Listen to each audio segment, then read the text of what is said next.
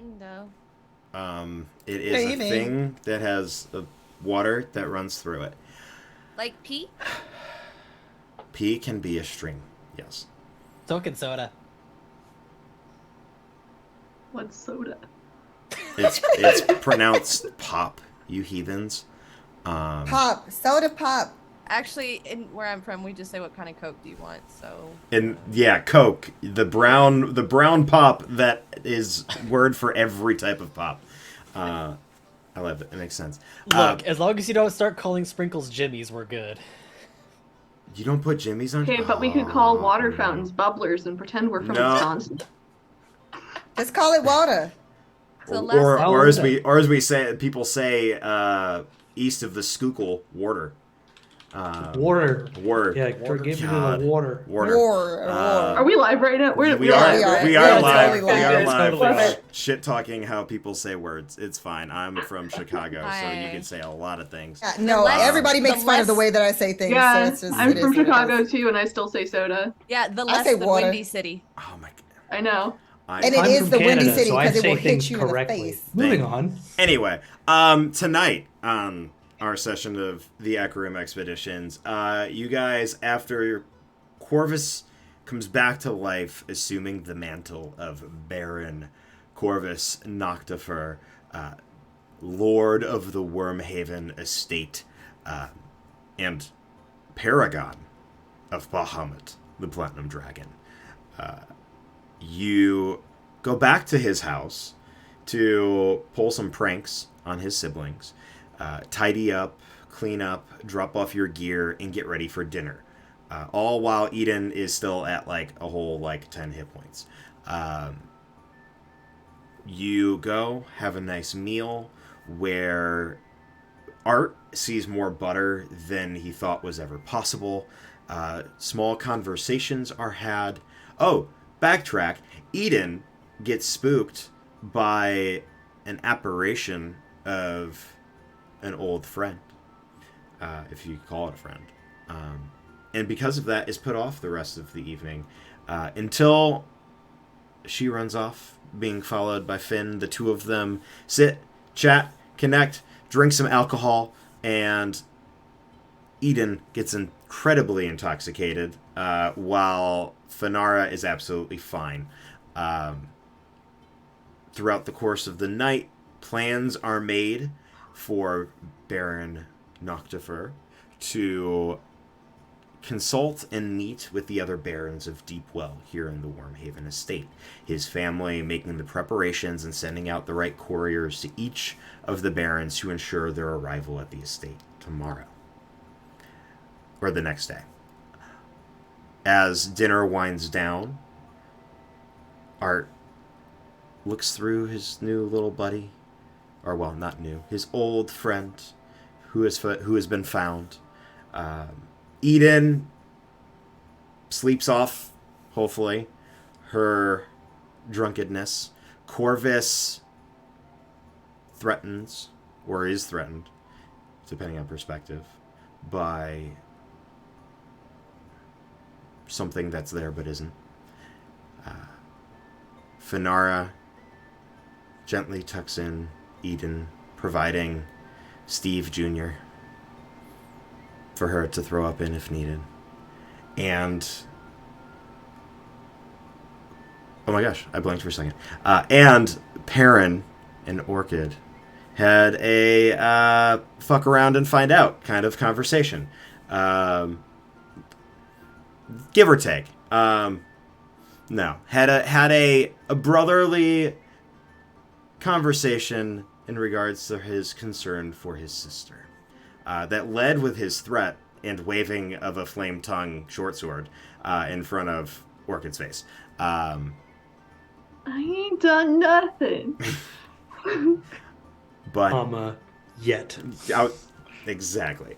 But as night settles, you all go to your respective rooms. Korvus walks to the Wyrmhaven Hoard, where he falls asleep, surrounded by the wealth that his father has amassed and somehow lost as the gold coins shift and a tail curls around him. Now, we all wake, or we all are come back to the morning, the next morning. You all begin to wake up. The first thing I need is for Eden. Go ahead and give me a Constitution saving throw. Please and thank you. I'm so good at those, though. It's such a good fucking thing. So fucking 12. 12. You're fine. You got a little bit of a headache, and you feel like a little bit queasy every once in a while. For the most part, pretty solid. You're able to hang in there, sleep it off. You sleep a little bit later, but nothing too bad. Korvus, being the only one who's like fully separated from the rest of the group, you wake up not to the morning light, not to any sort of sun, but more of the shifting of coins as the horde very abruptly just kind of falls behind you, and you're in the middle, like almost floating, dreaming of this astral sea that you were floating through only the day before, and all of a sudden you begin falling back to, blackness and then reality as you wake up. I'd like to first just... Do I feel, sense, or determine that Galrung is still around, even if not fully there? Yeah, I'd say you'd be able to note that like the coins shifting was merely Glaurung transforming and turning back into their canary form. And you can see your companion kind of blissfully flying around the surroundings before perching on the top of the stairs. Okay. I was hoping that during this time, the connection to the Horde, I did want to peruse not even peruse, I wanted to feel a connection to the Horde to grab a few items that I believe would be valuable to my upcoming adventures with me and my companions. Would I be able to discern specific items that I feel are not too expensive from the Horde, but still valuable to my companions? Go ahead and make a... I'll give you Arcana check with advantage. Damn. You get advantage, though. I'll give you that. Alright, let's see. Dice be nice. Don't screw me twice. Yeah, they screwed me twice. That's an 8. Alright. Let's see. Let's see. You are able to find a... There we go. That's actually perfect.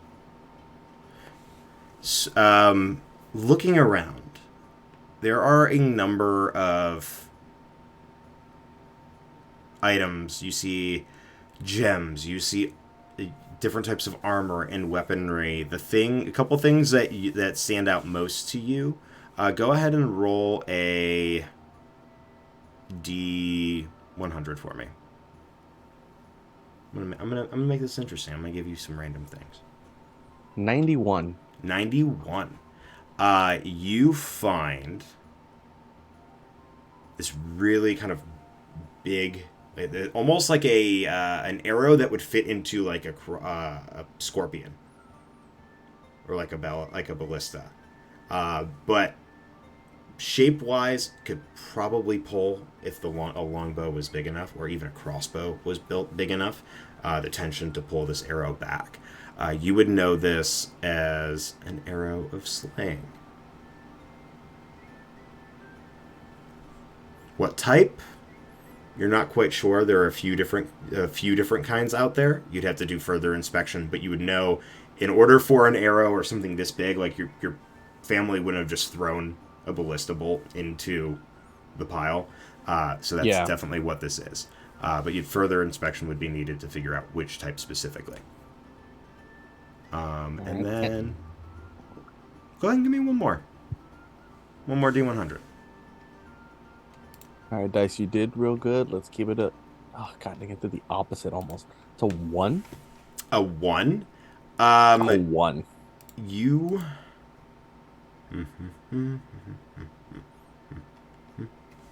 You find. Oh, pupper. You Find a pupper? Yes. It's living, and it's been chasing all the rats out of the gold pile. No. You find a vial of green liquid.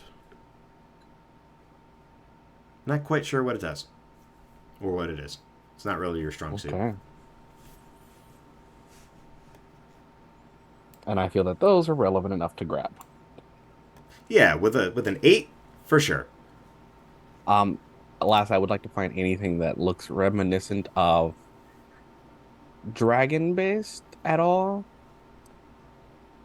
Anything that's like draconic in nature, a belt, a cloak, a scale, a piece, anything that's... Okay, go ahead and give me a. Since you're looking for that specifically, either nature or history, and I'll give you advantage as well, since you spent the night in the horde. Dang. All the skills I chose not to pick. And I rolled the exact same thing, a 4 and a 7 for an 8. A 4 and a 7 for an 8. Looking around, it's hard to tell because there's a lot of shifting coins as you're moving through this. You think for a moment that you spot a metal that seems a little bit different than the rest. You move over and you see what looks to be almost like raw iron. It's this like very dark, almost like soot and ash gray colored coin. You've never seen coinage like this in your travels ever. On one side of the coin, you can see like this older gentleman. You easily recognize it as Fizz. And he's kind of got like, he's walking, but like at the one time he's kind of got like this like smile and like a thumbs up. And then on the other side is the head of Bahamut that you would know iconography wise from just like traveling in temples and such. Got it. All right, I'm going to stash these items and departing from like the mound of the horn. Be well, Garon. We have things to take care of and preparations to make. I will be. Do you wish for me to guard your hoard? I trust my siblings will care for it as they must. While I am in Deepwell, if it is not too much to inquire, may you keep close, just for my companion's sake. I can, but it is not my right to interfere. I am but a guide. I need not that, just an impartial observer to take note of circumstances if anything goes awry. I need someone to be able to speak onto what problems manifest. Very well. And you get like almost at the back end like a and you see the canary take off and start to fly through the tunnel as you make your way to the estate. The rest of you beginning to wake up, you can smell as you come out of your rooms the smell of freshly baked pastries coming from down the hall and up to where you had eaten dinner the night before. You can smell different roasting meats and sausages. You can hear the slight laughter of Korvus's siblings kind of teasing one another, joking back and forth from the main hall. If there's anything you guys would like to do prior to entering and getting some breakfast, feel free.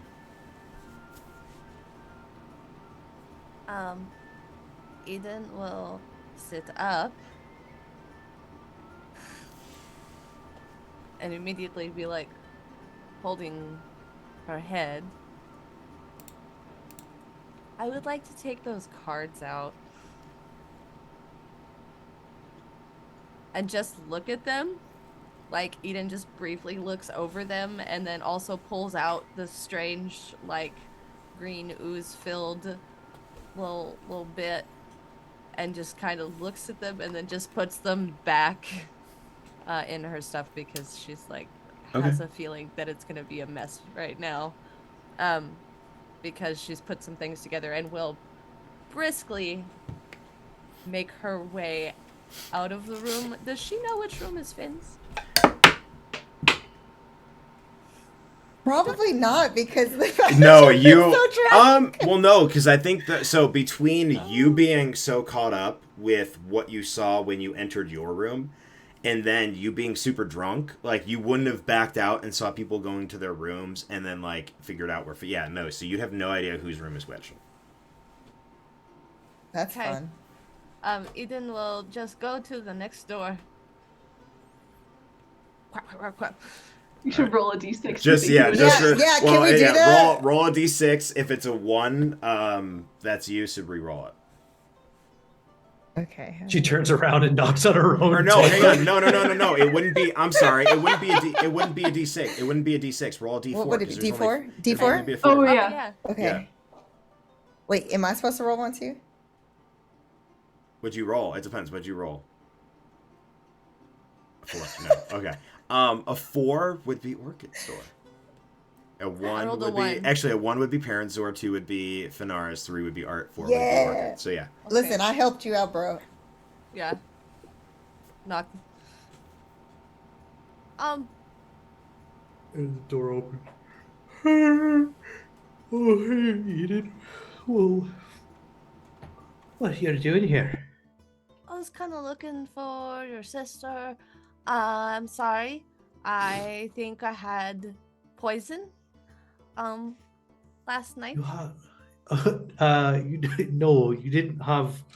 No, you didn't. You didn't have. Well, I mean, technically speaking, Pretty sure it's no. poison. It's No, it's poison.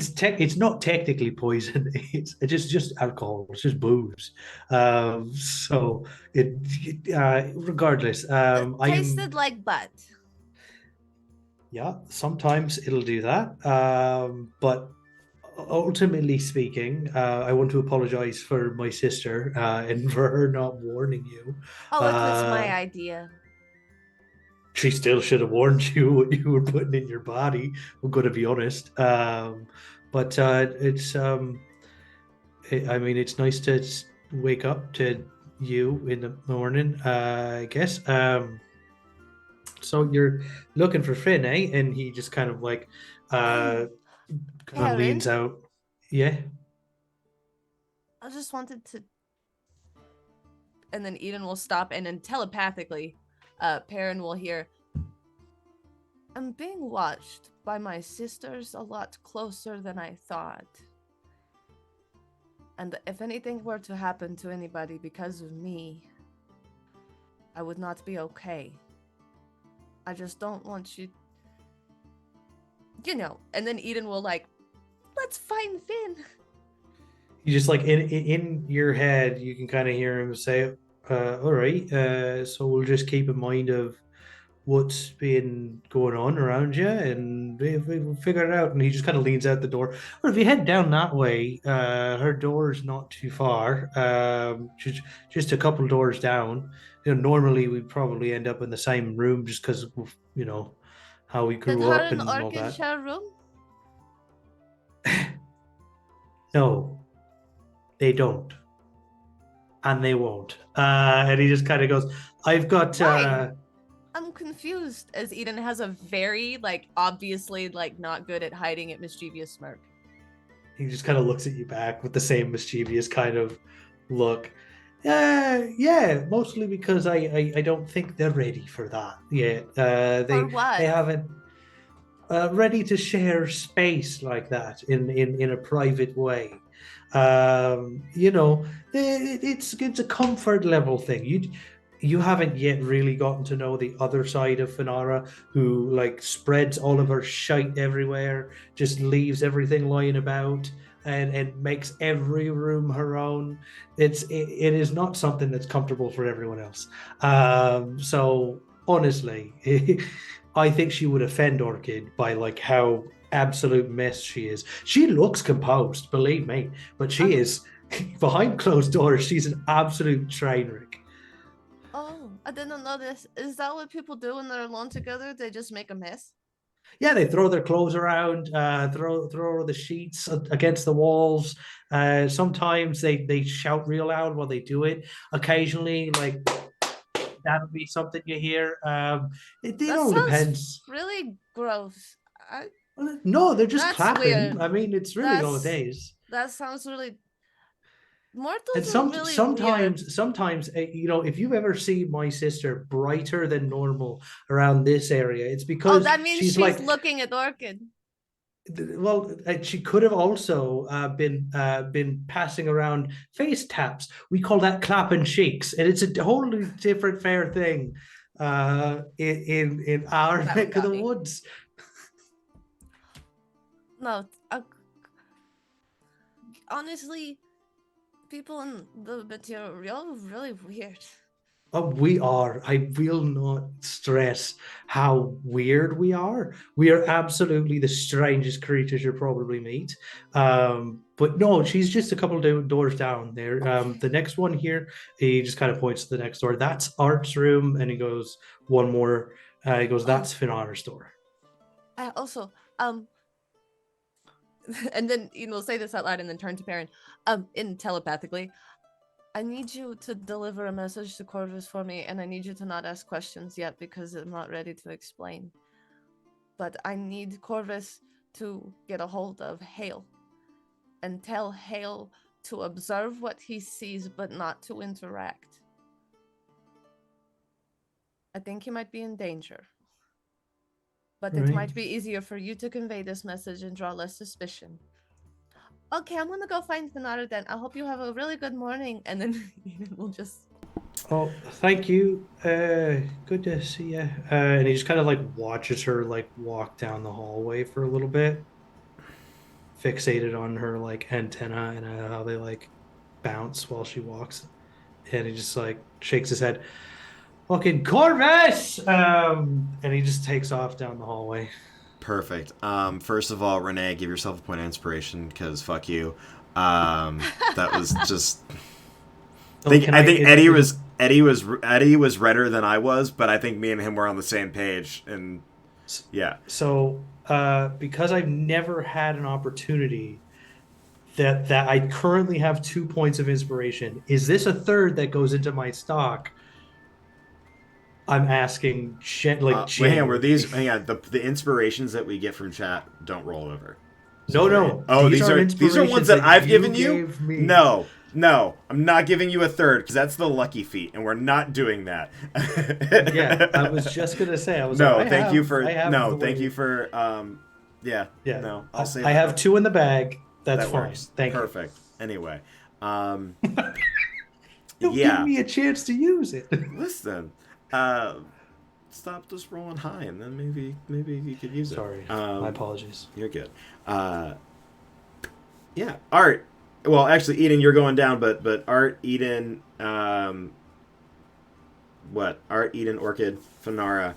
Anything you guys would do in the waking moments as Eden's making her way down the hall? You would hear the loud clapping of Perrin echoing through the corridor. As he's clapping cheeks, as the halflings say, I guess. But yeah, floor is yours. And then the little soft pitter-patter of halfling feet. Finara's a deep sleeper, so she's not going to wake up, like, because of the clapping of cheeks. No. I feel like Art's door would slam open and he would just yell down the hallway, "Are we clapping at something?" No, I think Perrin's clapping cheeks. That seems like an odd thing to do at this hour of the morning, but okay. I don't understand what these references mean. Well, when you take a hand and you put it on the cheek, and well, that it makes a big clapping sound. Why would you do that? Hold on. I mean, it doesn't seem like it's the most efficient way to be clapping, but you know what? I guess if that's, I think I've read this. It's referred to as one-handed clapping. Oh. I feel like I'm learning things this morning that I'm not fully grasping. Finara. It's like he just starts like. And Art's gonna go back to the room and start futzing with his little friend. One hand, yeah. And Finn is just like, she's like sleeping and she has her arms wrapped around her, and you just like, basically like if Eden comes in, she's just like, thank you, Steve. How Steve's does good, Steve. how does the room look? Finna- Do I get to say? Yeah, have fun. Yeah. The room is definitely tidy. Definitely nothing is like out of the norm. There is not things strewn about as someone had suggested. There is not garbage. There's not there's no evidence of clapping of the cheeks. None of that. Basically, you just see Fanar where she's like almost looks like she's holding a bucket. And she's like squeezing it like it's like a friend, like, or a stuffed animal, even though there's nothing there. And she's just like, Steve, you're so good to us, Steve. Finara? Huh? Hi. Good morning, Eden. morning. Sorry. Oh.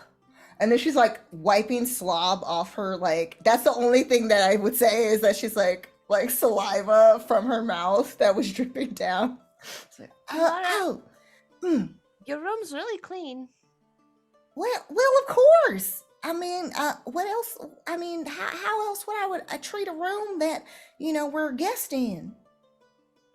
Oh no. I was just curious. Anyways. Oh, all right. How are you doing? I can't believe you're up this early. I thought, if anything, because I kind of sleep in sometimes or oversleep, I thought I would be coming to your room.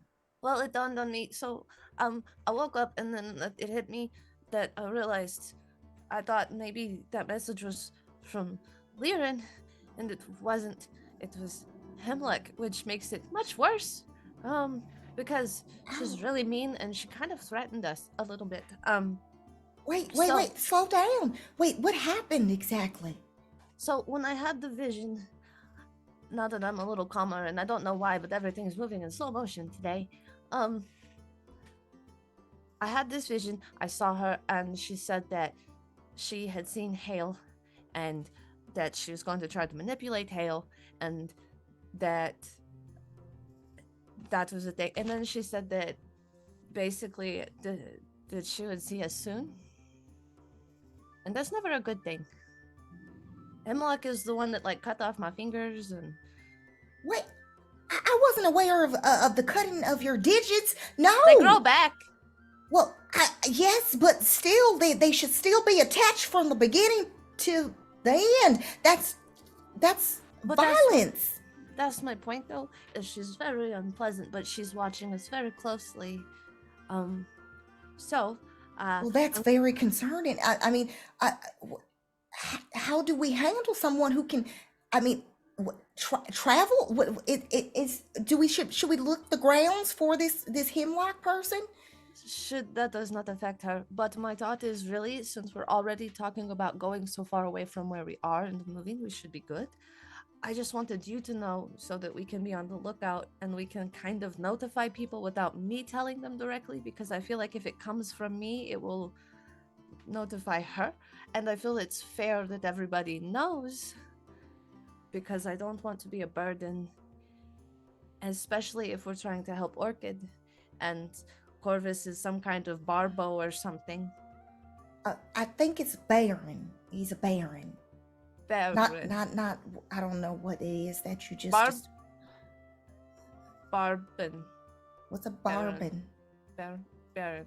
Baron. Yeah, I don't know what a baron Why would is, he but can't baron. have babies? Oh, no, it's not. You know what? Some words they sound alike, but they actually have different meanings.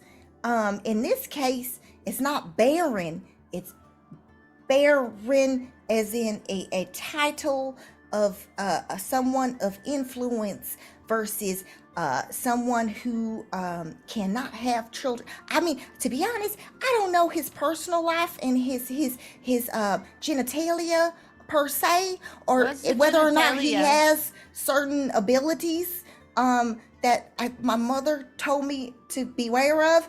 But Are those the? Oh, that's your word for it. yeah. So I don't know. I can't say for sure because it's not like I had that conversation with Korvus. That would be a very awkward conversation, I might add.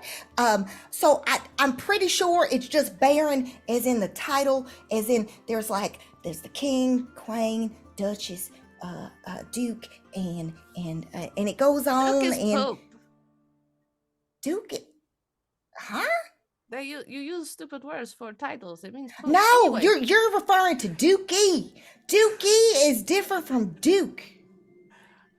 Dookie is the doo-doo that comes from your... I And then know she's what like that pointing is, at her. but okay. Anyways, I just wanted you to know so that you could help deliver that message to them. Probably So Orchid. You should probably go wake up Orchid. Actually, Oh, I can't. I don't dare to wake up Orchid. I could help you. Well, you stand behind me Mhm. if I go knock on her door? Yeah, because Perrin said you're messy, and I don't think you are. No, actually, okay, hold on. Was that Perrin who told you that?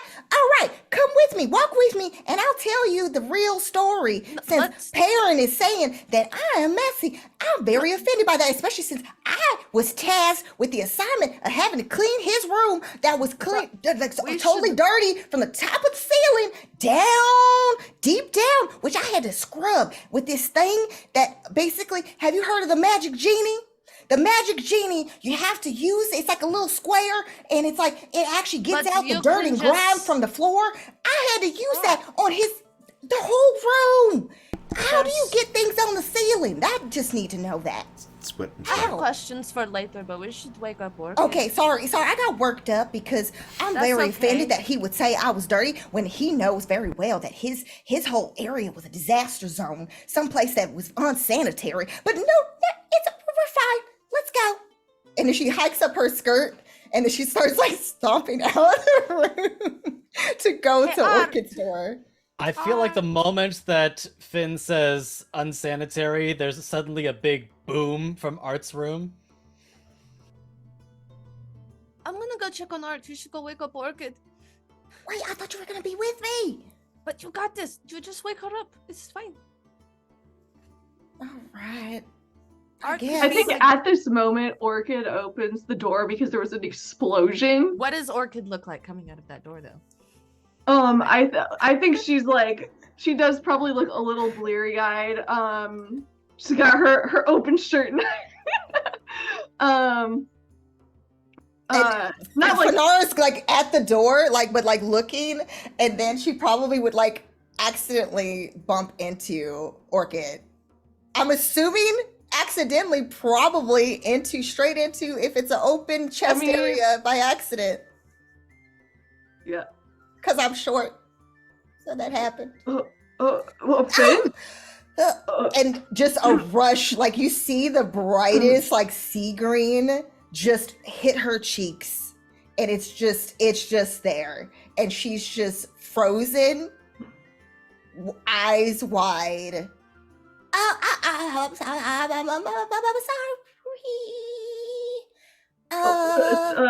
So sorry. I should look where I'm go. Was there an explosion? What? Yeah, I would say so. I mean, yes, there was an explosion. I think it's coming from Art's room. That sounds very plausible. Oh, so what's Eden find when she goes to Art's room? Creaks the door open. As you open the door, a plume of black smoke basically just wafts out the door. And you smell something that has this, the aroma of burning emulsified oil. Art, are you alive? Oh, yeah, well, so I was attempting to harness the combustible properties of mayonnaise in hopes that I might be able to establish some sort of a power conduit, and it turns out that it was a little bit more unstable than I had initially calculated, and so that didn't quite work out as anticipated. And as the smoke starts to clear, you see Art essentially just completely covered in soot, except for like basically around his eyes where his goggles got pulled up are like perfectly clean just from the outline of the goggles themselves. Aiden, imagine Perrin's room being dirtier than that. Just saying. Wait, what? Dirty? Art, What? you need a rag. Eden will just pull out like a piece of like fabric from her little cauldron. Your face. Oh, thank you. Oh, thank you very much. You can keep it. It's fine. Oh, well, thank you. What? Art, I don't want to like interfere with your creative process or anything, but I don't think the guest rooms of a nice place like this is maybe the most appropriate forum for experimenting with explosives. Look, my calculations were solid. It should have been a completely contained explosion. I just may have been slightly off on the container. The fact that there was supposed to be an explosion and all, I just want you to think like, maybe some restraint. I know I'm newer to this group, but I just like we're a guest, Also, it's early and I don't want to wake up yet, to be honest. You're used to it like during I sleep in as well. during quiet hours. Well, I'm gonna go eat some food while Finn talks to you guys. I'll be back. And Eden's gonna just start. Oh, Finn, did you want me for distancing. something? Is that why you were at my door? Oh, yes. And then she's gonna look in Art's room and like, I think we should head to your room, Orchid, considering the explosion that just happened in Art's room. Sounds fair to me. I assure you the environment is completely stable now. I'm sure it is, but this is just, a conversation that should be had in a different environment. I'll just finish getting dressed first if you and then she just sort of like shovels back to her room really quick. I'll be right there. Just a minute.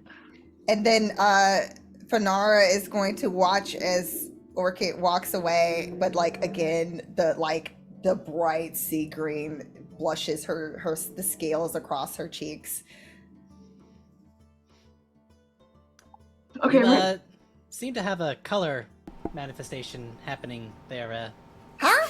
Oh, sometimes that is an effect of getting up a little bit earlier than normal for me, and that is normal for me. Oh, Yeah. I've never heard of a alteration of color manifesting in the face early hours of the morning, but I mean that's fascinating. I'll have to make note of that. I think it might be because I haven't washed my face proper. Not sure. The jury's still out on that one. We'll get back to that. Well, see you at breakfast. All right. Wait, no. Come back. We have to have this conversation. Hold on. I got distracted by your question. No. We have to, once Orchid's done, I have to share with you something that's very important that Eden told me to tell you all, since we're all together, and working together as a team. It's like a family. So I promise it won't take too long because I don't know that much detail myself, but we need to make sure that everybody's aware. And I think she already talked to Perrin, and think Korvus. So you two are the only ones that aren't aware of the situation. Oh, well, I suppose I can wait around for some important information from Eden. Here we go. And Art's gonna pull out his notepad and a pen and wait for whatever it is. Let's go over to Orchid's door Okay. and let's knock and see. Yeah, if I'm ready. they're I'm here. ready. Oh, wow. You just show up out of nowhere. And she's, again, just bright green, hits her cheeks once again by accident, because, again, she, like, walks right into Orchid by accident. I need to stop doing that. You know what? It's because of lack of sleep. Anyway, let's go to your room. I mean, if we may, and then she curtsies in a very awkward manner that makes no sense why she would curtsy in front of Orchid, but she does so. Is this a ceremony for entering the room? There's no need for ceremony. Let's just like it's early. We're in a fancy place. It's just confusing, I guess. Thank you. And then she like does like some like weird salute, and then she goes into the room. Why are you doing the traditional dwarvish salute? Oh, you know what? I learned it back at the Oasis. I think it's just a habit because we had lots of dwarven customers. But anyway, all right. Okay, I can do this. All right, so so to my knowledge, Eden is saying that her sisters, specifically a Hemlock person whose bad news is following her around and actually show their presence here magically, I'm assuming, and basically what they're trying to do is not right, and Eden is worried for everybody's safety, but wants to make sure that they're not tracking the things that she says, because that's going to make things worse for us since we're continuing on this journey, and she doesn't want to put any of us in danger, especially you, Orchid, because we're heading in your direction because we're going to help you out. So yeah, she just wanted you to be aware. And then she's going to also detail like a little bit more of like what Eden shared in that conversation in the room while everyone else is doing it. Awesome. And Eden doesn't want us to talk to her directly about it because she might be being watched. Well, yes, it seems like they have some special connection to her, and like how they were able to just appear out of nowhere, and she's just very concerned that it might happen again, and unbeknownst to any of us, including herself. So she's going to make us kind of aware, but not maybe out loud, of any warning signs or anything to look out for. So we should all be on alert. But she did want to make you all aware because of the fact that it is a danger, and she doesn't want to pose any dangers to this group, which makes sense. Do we have any other details on on these apparitions, on how they communicate with Eden or whatnot? Unfortunately, I don't have all of those details necessarily. I was just supposed to tell you all that we should be on alert and be aware of the circumstances, but I'm sure we can somehow, I don't know if we need to write something down, but maybe like have her where she's able to like communicate in a different way with us, so that way maybe we have an inkling as far as how the connection kind of starts. I don't know. But how is she supposed to share details with us if she's being watched? I don't know. That's where it gets complicated. I have no idea. This is I mean, beyond any of my comprehension. Quite frankly, I haven't. Also, just like dumb question. Don't totally know everything, but like you said they were her sisters, but I thought she said she was an orphan, or is this like? I think it's like sort of like how we are a unit or a team. It's kind of like that's her family, but like not her family, if that makes sense. And I don't think it's even her chosen family. I think it was kind of forced, quite frankly. They apparently cut off her digits, her fingers. They were doing horrible things to her. So I mean, that's not how a family should act, but if that's they the do only grow thing back, she's ever don't they? known. They do, but still, there should never be a situation where that happens in the first place. That's not normal. I mean, Fingers don't normally grow back. But well, that too. That's a whole nother thing. But Eden is very unique because of the fade stuff. I really need to and- learn how they do that because that would be a really handy trick to have. I mean, yes, but why on earth would anybody try to prepare for somebody cutting off their limbs and such? That's just well, but more to the point, did she say like why they would try and hurt us? I mean, clearly they're bad news if they cut off her fingers, but I mean, is there like a goal? Is it just torture for torture's sake? Do we know? I mean, I'm sure she has her own inklings. I have a feeling that they're just trying to control her. They want her for some bad things. I don't know. It just seems like they're trying to put fear in her. It's not love that they're showing her. It's the opposite. Quite the opposite. It's just not right. They're trying to make her into the thing that she fears the most. She doesn't want to be a monster. She doesn't want to be what they're trying to make her to be. And I think that that's honestly what they're trying to do.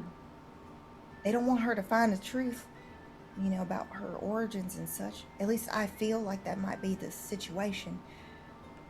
Because maybe she would cut ties with him altogether when she finally found out what's going on. Again, I don't know all these things. That's just my beliefs. Thank you for sharing that. Well, I don't think I can think about that anymore on an empty stomach. Let's go to breakfast. Yeah, I was just told by Thanks for Eden telling. to make sure to tell you guys. And then, yes, obviously, it's important for us to fuel our bodies for the travel ahead. Oh yeah, you guys go catch up with Eden, eat some breakfast with Korvus' siblings, who are very quickly just scarfing stuff down and then bursting off into different areas as they're going to prepare the main hall for this afternoon. Perrin, you dart out of the Wyrmhaven Manor and are going toward the Horde. You and Korvus kind of just meet in the middle as he's walking back to the manor, and you're trying to make your way toward the Horde.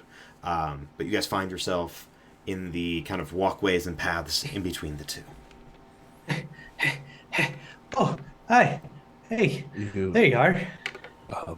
why are you outside of the manor and out of breath? I was coming to get you.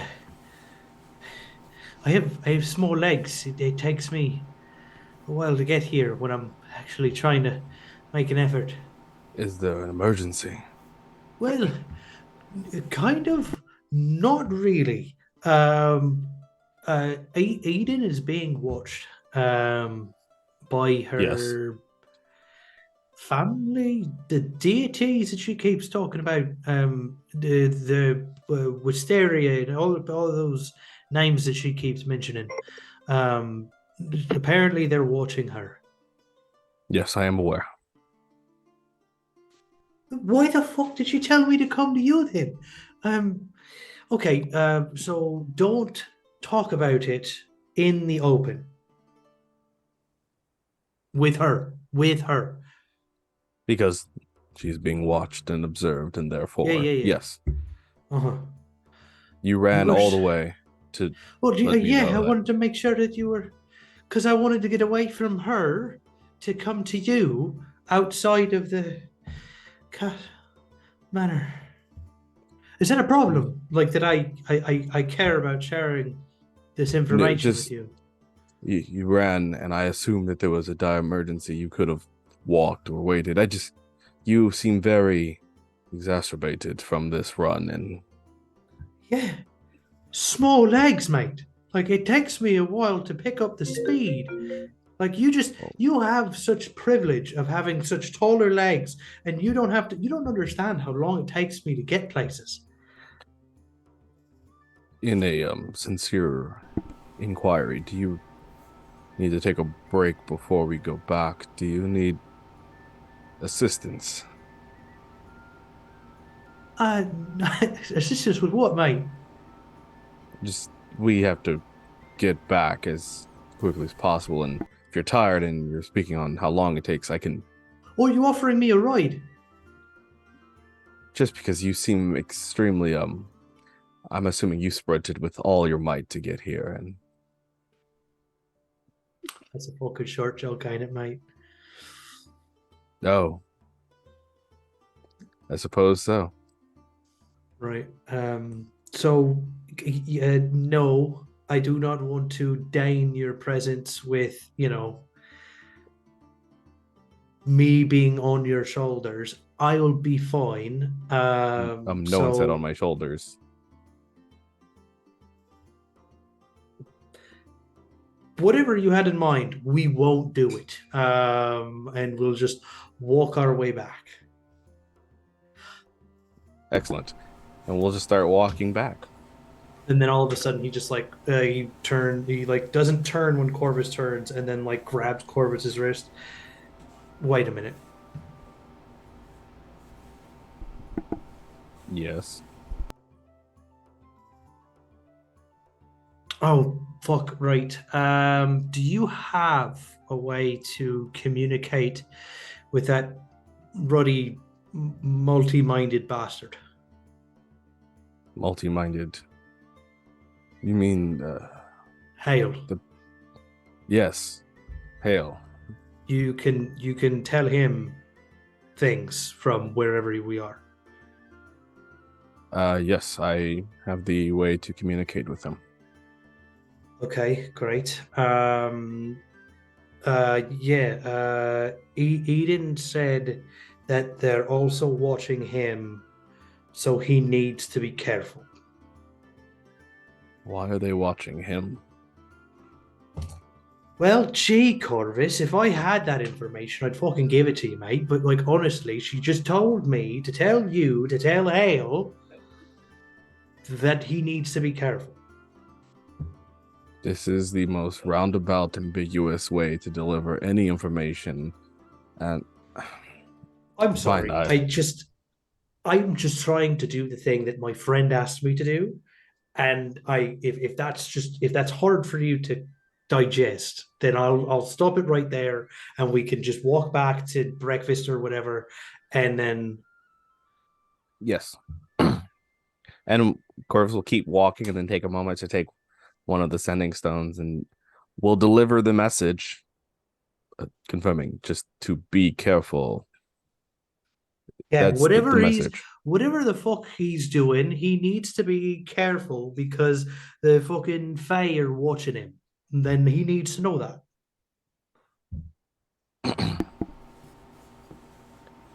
Hail.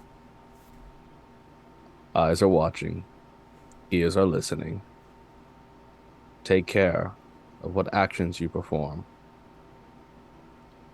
Especially plants. Korvus. Did you just sign off on a verbal message? Yes. You have to be one of the most pretentious people I have ever met. Swear to God. I mean, I am Lord, I suppose. This is gonna go straight to your fucking head. You're gonna become just unfucking bearable, I swear. As opposed to any other day? I mean, it's just more so now than it was previously. So just, I need you to be prepared that I am going to be relentless.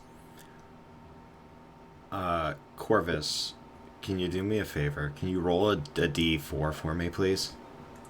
A D4? Correct. You know the dice have not been nice to me. Why Or would you do a this? d2, one of your choice.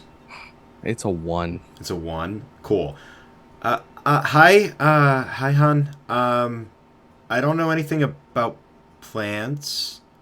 Shit. We're doing all we're all right here. I also don't why are people watching us? Why are ears listening? This is and then it cuts off. As I take that stone, and I'm like, I take a little a little thread, and I'm gonna tie it around that one and put it back in my pocket, and then take out a different stone and do the exact same message, and then put Perfect. that in a different pocket. Awesome. Thank you. You're gonna send him to if you think I'm bad, just wait till he sees your ass again, and he is just gonna leave you in tatters with words, mate. 2 messages. Jesus Christ. Yes. Well, and starts keep walking, keeping this stoic look like, 2 messages. Korvus, thank you for letting me know.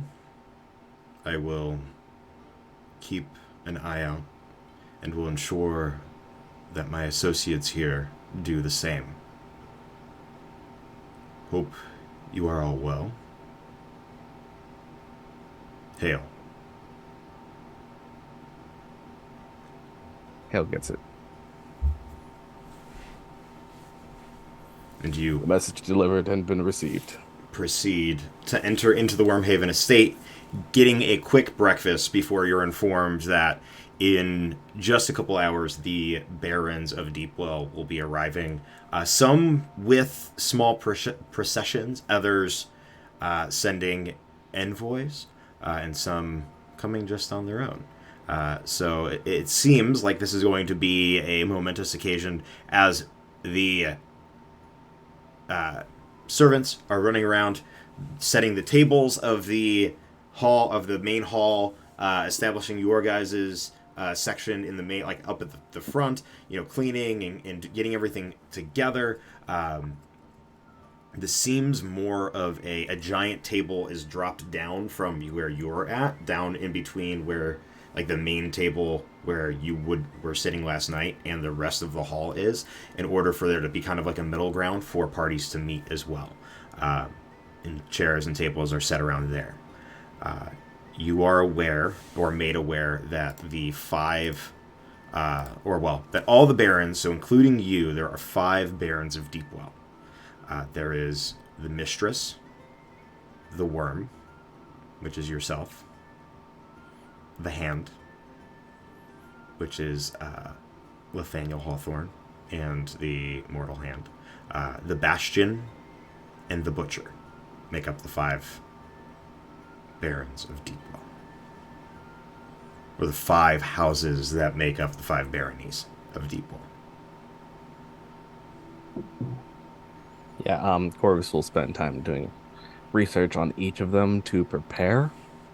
Cool. Your brother takes you to the side and immediately pulls you to your dad's office and starts going through paperwork, pulling files, pulling names. You would know that the Mistress is Redelia Morvaris.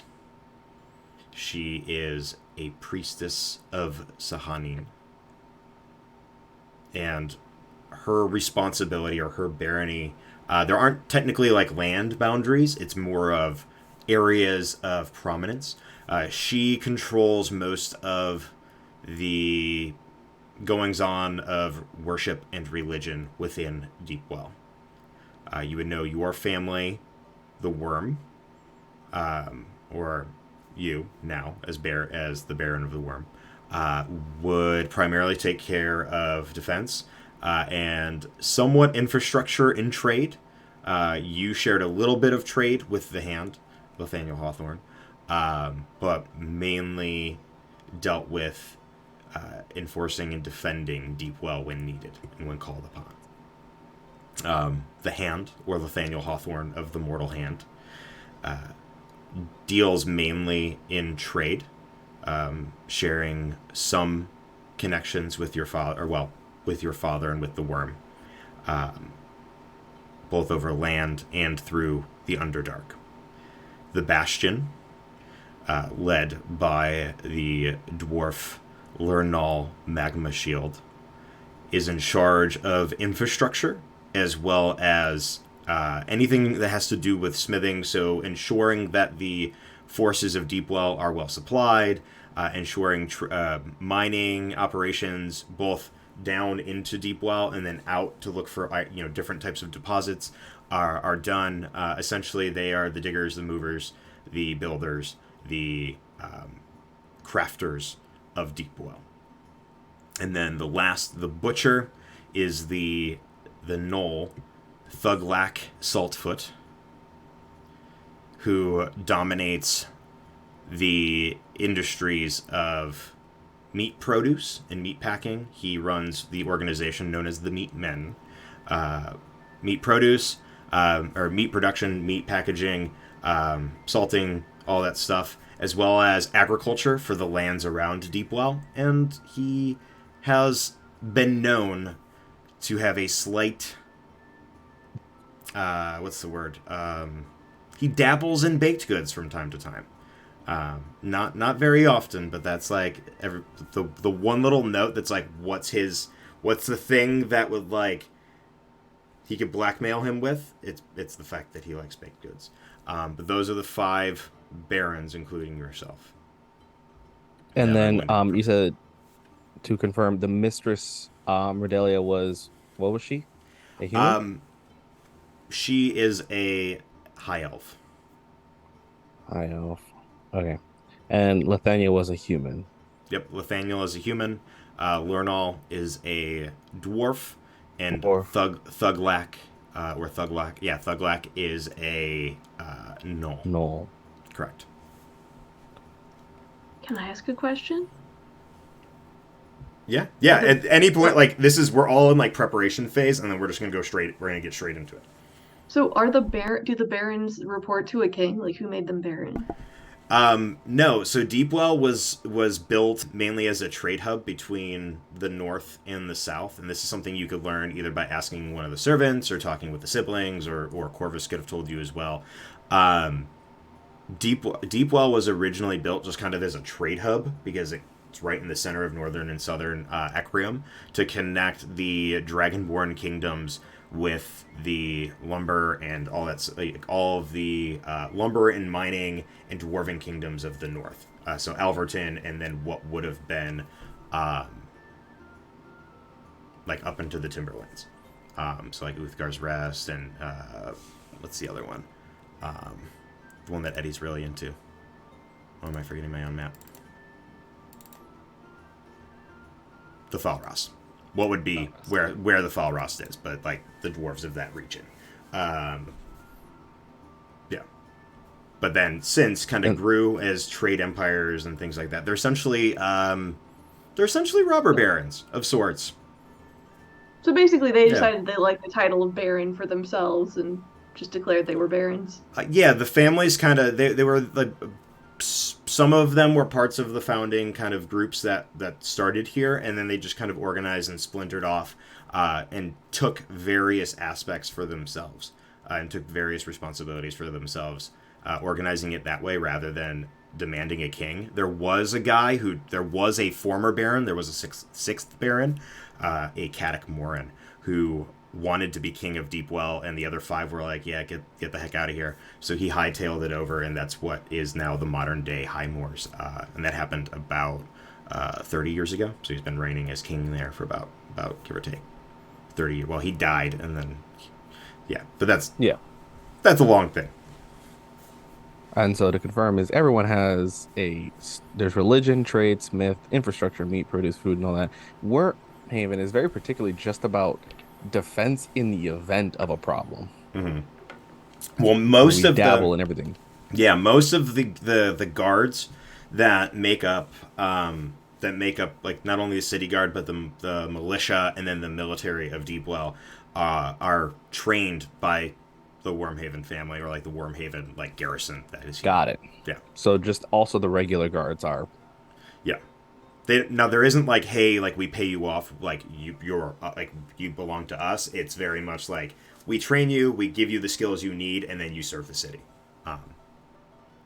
No. Okay, got it. Decisions need to be made, or decisions are typically made democratically.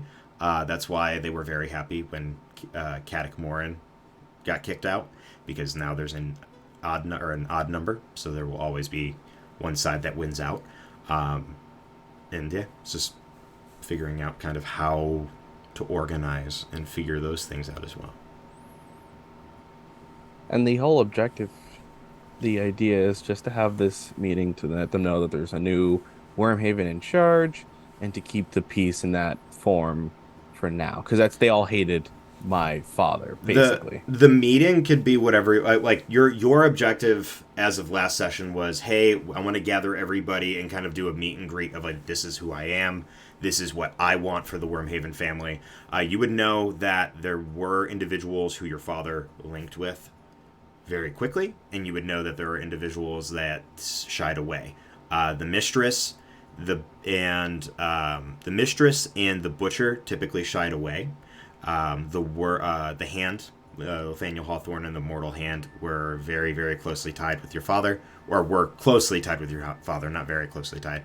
And then the Bastion and the Crafters Guilds of Deepwell were kind of in between. There were some things they agreed with your father about, and there were some things they disagreed, but generally they kind of played the neutral third party, given that their sole job was to ensure essentially just infrastructure, so they don't really have, they come where the money is, and they say where, say what's going on based on the money, and based on what they believe where the money's going and stuff. But yeah, Bastion is in the middle. Mistress Butcher didn't like your dad, and the hand was working with your dad. Was there any particular reason why the butcher was not fond of my father? That we can discern. Go. You know what? I'll make you. I'll make you roll for that one, because this one will be actually looking through notes. So go ahead and give me an investigation roll. Oh, thank goodness. It's a 25. With a 25, a lot of the correspondence between Thuglak and your father have to do with the fact that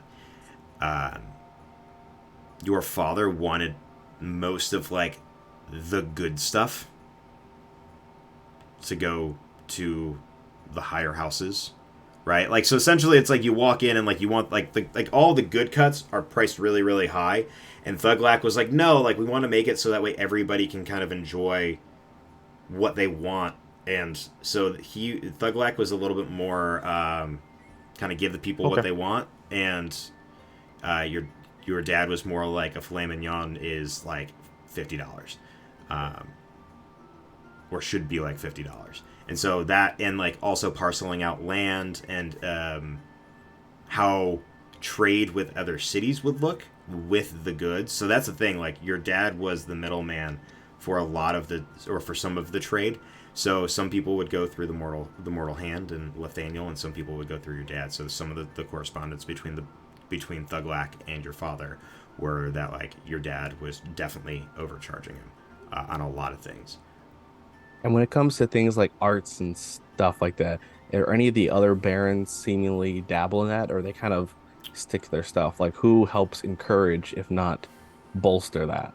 The arts, you mean in terms music, of music and actual murals, art and stuff like that? Yeah, all that. The mistress dabbles in some of it in regards to religious artifacts and religious artwork, but Nathaniel Hawthorne and the Mortal Hand handle a lot of the antiques and reliquaries of Deepwell as well.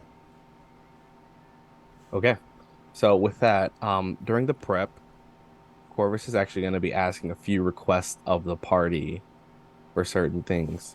So very specifically, Korvus will have a request towards Perrin and Finara Perrin will just be asked to do what Perrin does best, perform and talk people up. Finara to talk with the mistress about her faith and how Wyrmhaven is opening up to the chances of more people expressing that in a comfortable circumstance. In that same version, I want Perrin specifically talk all about how arts is encouraged and that Wyrmhaven has helped Perrin perform and will be giving money to ensure art goes through. Art will be given a chance to craft something that's artisanal but more distinctly mechanically driven, to allow that the dwarves see that Wyrmhaven is helping encourage that a process. The cooks of the house will be cooking a lot of baked goods, particularly for this meat, along with regular food, but more baked goods, and that it's all will be paid for at price while some will also be contributed to markets in the the upper circles of Deepwell, basically letting more people have the cheaper option. In that same approach, we are going to try and talking with Florian about using the Wyrmhaven funds to help establish more of a museum approach. The artifacts that Deepwell has acquired should be open for people to learn, see, and acknowledge, so that the hand doesn't feel that they have, without expressly saying that the hand can't be hoarding it, maintaining it, that it should be open for people to know about, learn about, and engage culture across all nations, not just humanoids. And that is the focus for this time, to really build that collaborative force through all things. Orca and Eden will be lingering around for future requests. And obviously everyone's welcome to say no. But this is Korvus's request made primarily through quick written, and also servants and the other family members talking quickly to get this all set up and sorted through. All right. Any questions from the party to Korvus?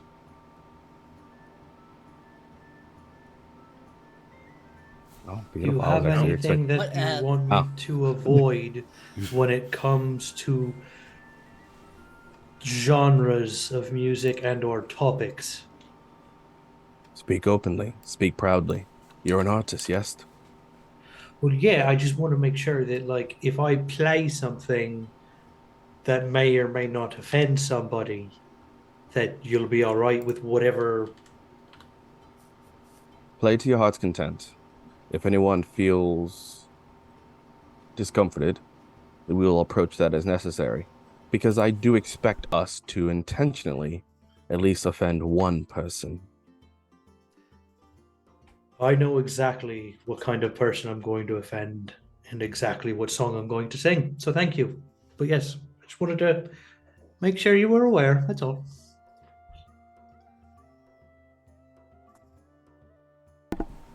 Has anyone else had questions? Is there anything we can do? I mean, some of us have a little training in diplomacy, but I'd say as a general rule, maybe, should we fade to the background? Should we be there?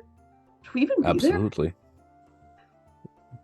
The goal is to allow everyone to feel a sense of growth, community, that Deepwell is not an isolated space, despite it being a hole in the ground. Converse as you see fit. Choose not to if you do not feel comfortable. I was just gonna sit quietly and poke around in people's heads a little bit. I know. That is why I expected you to be there. You are one to seek what people think, and I need to know what they think.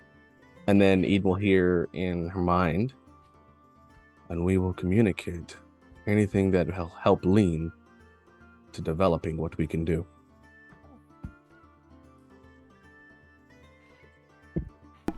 All right. So as the afternoon begins and you more or less take up your posts, the first to arrive are the meat men, led by Thuglak, Saltfoot themselves. A gnoll that, normally when you think of gnolls, you think of the ones that were chasing or about to intercept you on your way here to Deepwell. But you're met with a male-presenting gnoll that stands roughly just under 6 feet tall. So short for gnoll standards. Wearing patchwork and almost hand-sewn linen garb. If anything, less formal than they should be for an event like this. They come with a retinue of about 36 individuals, following along an assortment of fellow smaller gnolls, some about the same height as Thuglak, some a little bit shorter. There are some humans, there are orcs and Goliaths, you see an odd lizard folk as well, kind of meandering toward the back of the group, all kind of wearing very simple, homemade, or home patched clothing to represent their humble lifestyles of farming and working in as butchers and bakers and things of that nature.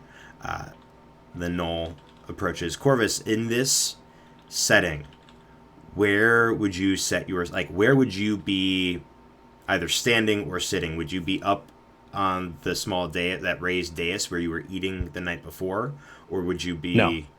Okay. How would you present yourself? Korvus will present with everyone else on the lower standing. So the dais will be there, but Korvus will not have any setting, placement, or anything up there.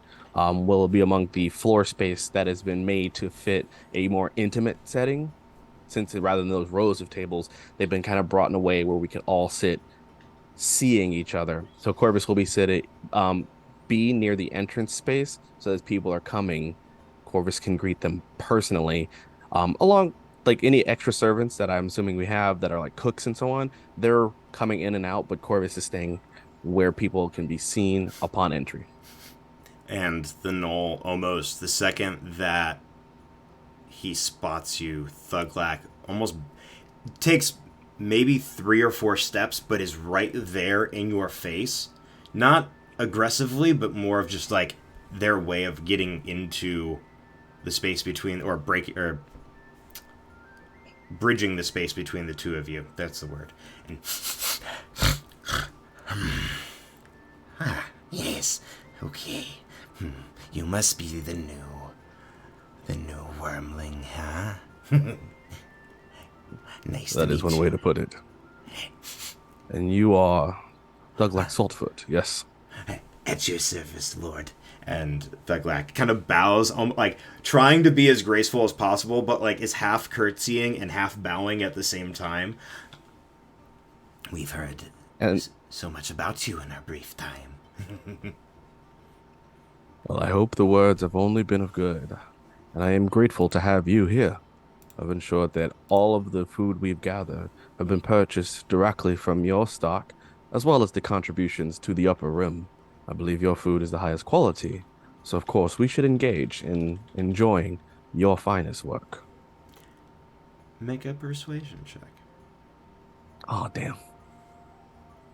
That's fair, actually. Or, well, make a charisma check of your choice. I'll give you that. It doesn't matter. It was a 1. It was a 1? You have You have a inspo. Did you reroll. use it? I have inspiration. You have an Yeah, let me- inspiration from Eden. Yep.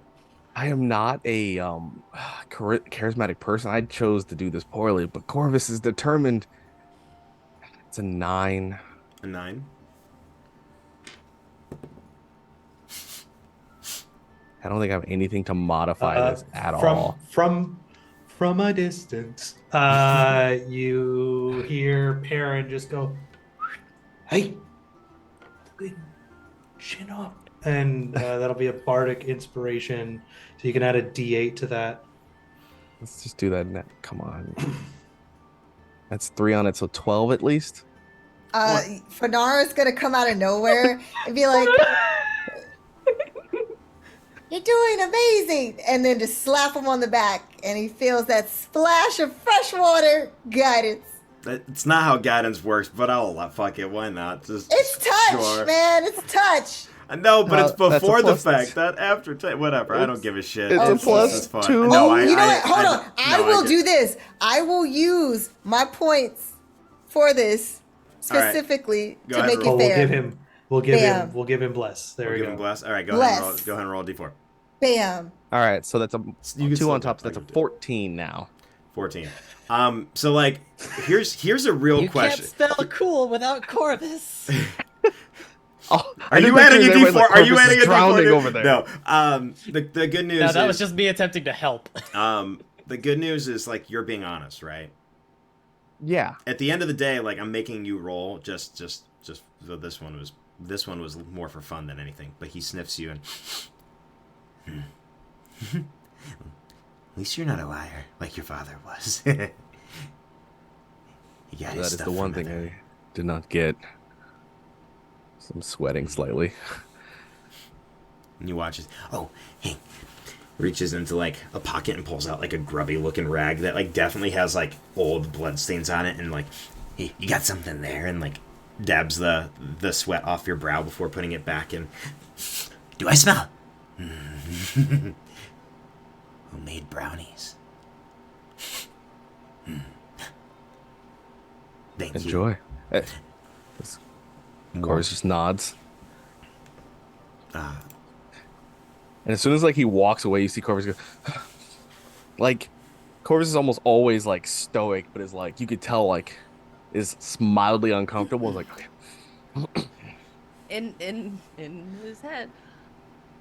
Shut up. You're doing fine. Present yourself as such.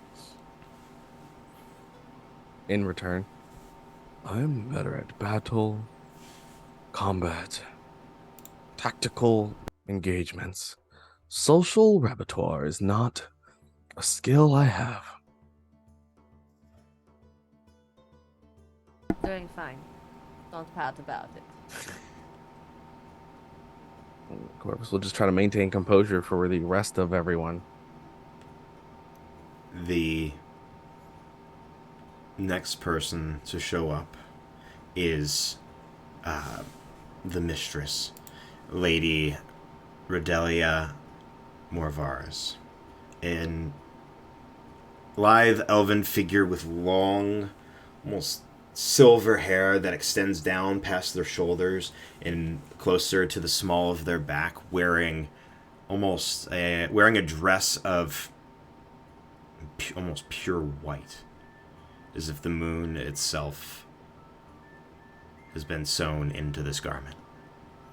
It's been inlaid or interlaced with bits of darker kind of blacks and blues and purples where the seams would all connect. On her brow, she wears a small crown, and in the center, or across it, you can see the moon going from waxing to waning, as it goes from the centerpiece being a full moon. And make sure I got this note right.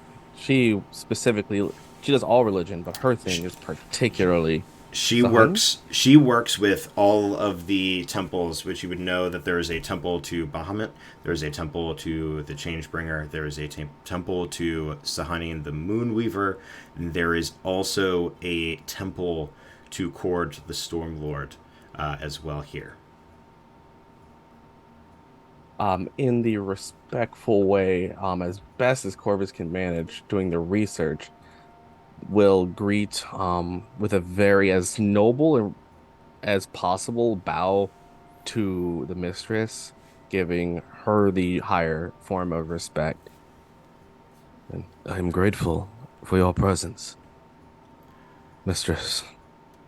And as she walks in, there is a nice, probably about 50-foot gap between her and the handful of clerics and priests that proceed behind her, who enter the space and just kind of linger closer to the door. You see them from all of the different temples that are here, except for the Changebringer. There are no priests of the Changebringer here. But she walks and extends her hand forward. I am delighted to see that you are so swift to make acquaintances with us, my lord. Of course. I believe that in my arrival, it's best we all know each other and share in the joys of our home and the progress it shall make in unity. How many days has it been since your ascension? Just mental note, it's been like, what, not even a full 2 days? It hasn't even been a full day. Yeah. Yeah. It hasn't even been a full day. It's been maybe like 13 hours. Since the official ascension, a half day's time, maybe a few moments more, but that is all I have been able to claim to this placement of Lord myself. She smiles and leans in very close to your ear. Quicker than your father. We're getting closer yet. And pulls away as she does. There's a smile on her face. With your passive perception of a 25, you notice that where her canines are slightly more elongated than a typical humanoid. With that passive and with the fact that I have history hunting all kinds of things, can I take any note of what this might allude to? Sure, go ahead and give me No, I'll give it to you. With your background of being in Deepwell for extended periods of time, you've heard rumor, that there were some members of the temples, in particular Sahani, the Moonweaver, that preferred the nightlife. They preferred to do their work in the dark, under the light of the moon, rather than the sun. These rumors often led to members of that faith to be considered vampiric in nature. None were actually founded. Nobody has proof or evidence. Even when confronted, those priests, priestesses, clerics have proven that they are in fact the humans that they are meant to be. However, in this space, you have proof otherwise. Then just like in passing, as like she makes her approach pass, I'll just speak. Of fangs and scale we find in common, truth we have, we share. Enjoy your time. And you as well, Baron Wyrmhaven. And she begins to just kind of very listfully, like, walk away as if, not necessarily aloof, but just kind of looking around the room to see if there's anybody of note. And just slowly starts to drift away from you. And I will say, as like she's making her that response, and I have a companion that speaks well on change, Vondra. Oh. I know not many speak on that here, but I have found delight in what words she speaks. Perhaps you will find commonalities in conversation. And will like motion towards Finara in like the near area. Oh. Interesting. I delight in conversation with those who worship Avandra. It has been some time since we've had a proper member of her faith here. Thank you. And she begins to walk over to you, Finara, which we'll get to in a moment. The next Baron to show up is a female dwarf wearing heavy leathers, thick leather boots that go up almost to the knee where they're cuffed, then a thick leather apron so you can't really see what type of pants they're wearing underneath that goes from their knees and even a little bit over the tops of the boots all the way up to the chest, and then where the strap isn't like a singular like kind of strap that they would hang over their head, but like almost as if they molded and melded it into a full set of leather armor that has been modified to be able to withstand the conditions of a forge. Interlaced into it, you can see, or at the top, you can see like the spout as if it was like the head of a volcanic eruption with these kind of reds and oranges carved into the leather, pressed into the leather, that make their way down all the way to the bottom of the apron. Sorry, where is the spout located? Just to be clear. Like right here on like the top of the volcano, or I don't know what the top of. Why don't I know what the top of a volcano is? Spout. That's not the right word for it. Is it but called the mouth? The mouth. There we go. Sure. The mouth of the volcano. Yeah, the spout of the volcano is the teapot. No, is right about where the chest is, and then it has like little bits of rock, kind of like like eruption style, popping out on like toward the shoulders, and then just magma flowing down the arms, down the apron. On her back, Oh, go Yes, ahead. this would be on her back. You can see this giant warhammer that the head of it is almost twice the size of this dwarf's torso. As she walks in, hair fire red, you can see bits of like 5 o'clock shadow on the sideburns, the chin. Not so much, a little bit around where the mustache going down would be, but hair super braided along the sides and then long and streaming down the back.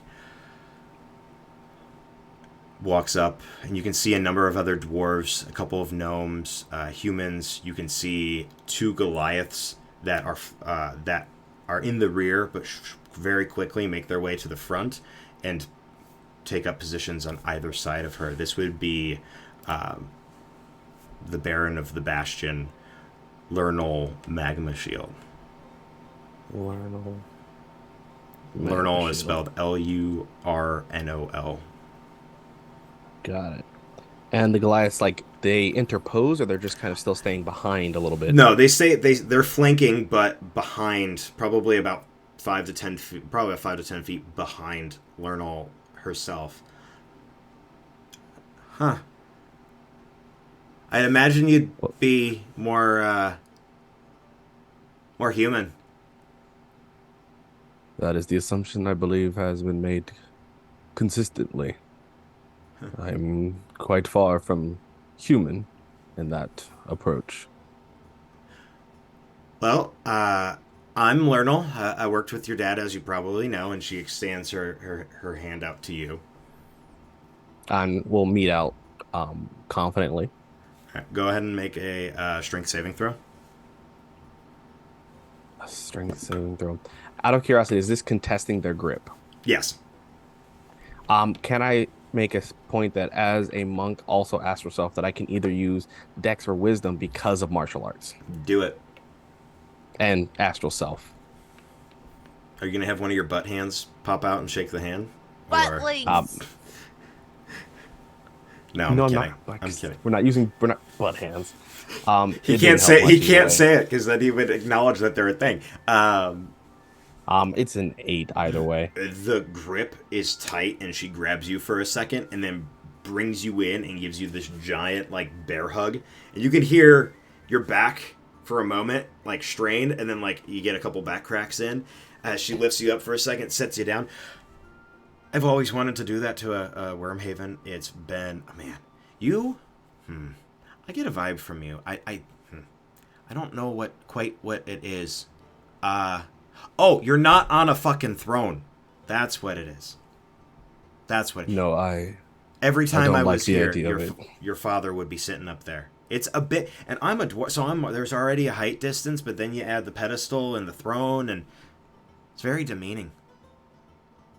That's part of the reason I did not want to be up there for this or most occasions. I sat in it one time, and it was uncomfortable, and various explosions happen in many ways. It's not keen. Well, anyway, like I said, Lenora, Magma Shield at your service, Lord Wyrmhaven. I handle any infrastructure, so whenever you're ready for us to go deeper, you let me know, and I can get our folks ready in designing the next layer of Deepwell. Absolutely, and I appreciate the work you've done personally. And Korvus will take the chain that's usually coiled and like uncoil, and your craftsmanship has always been beautiful, showing the chain. This was actually one thing I acquired from your finest forge. I don't believe you remember this request, but you have carried me through many things throughout my life before I even knew of whom I was related. She grabs the end and like extends it, pulls it, looks at it for a second. Huh? Oh. Hey, this is yours. And turns around to one of the Goliaths and looks. Huh. Yeah, it is. Well, I'm glad you enjoy it. And he kind of just like it immediately like kind of warms up, a little bit of a smile on his face, before she hands it back to you. Thank you, Lord. Well, Is Thuglak here? Well, I guess yeah. The gnolls are here. So where's Thuglak at? Do you know? And like she looks over and you can see like head like 90% of their body into the kitchen. Thuglak is like, hey, more of these, and like holds up like a bunch of muffins, and the staff that's in the kitchen is just kind of looking at him crazily, but your sister's like, get him what he needs, and like shooing him along to get the different pastries and baked goods for Thuglak, and Lurnol just starts wandering over that way. The rest of them moseying about. Is there anything that... Oh, actually, you know what? We'll go to Fenara during this moment, because Lithaniel will show up late, but Fenara, you watch as this elven figure almost glides towards you. There's no sense of motion motion of stepping as they make their way to you. They stop probably about 2 or 3 feet from you, and I was directed to speak with you from our Lord Wyrmhaven. He says you are a child of the Changebringer. That is correct, mistress. And then she's going to like bow, but she's saying this also to an Elvish because she's assuming from her appearance that she is Elvish, so she wants to try to impress that she knows different languages. But obviously she's also to an elf herself, so. Ah. A part elf. You speak our tongue. Interesting. And she looks and sees her. You're half elvish. But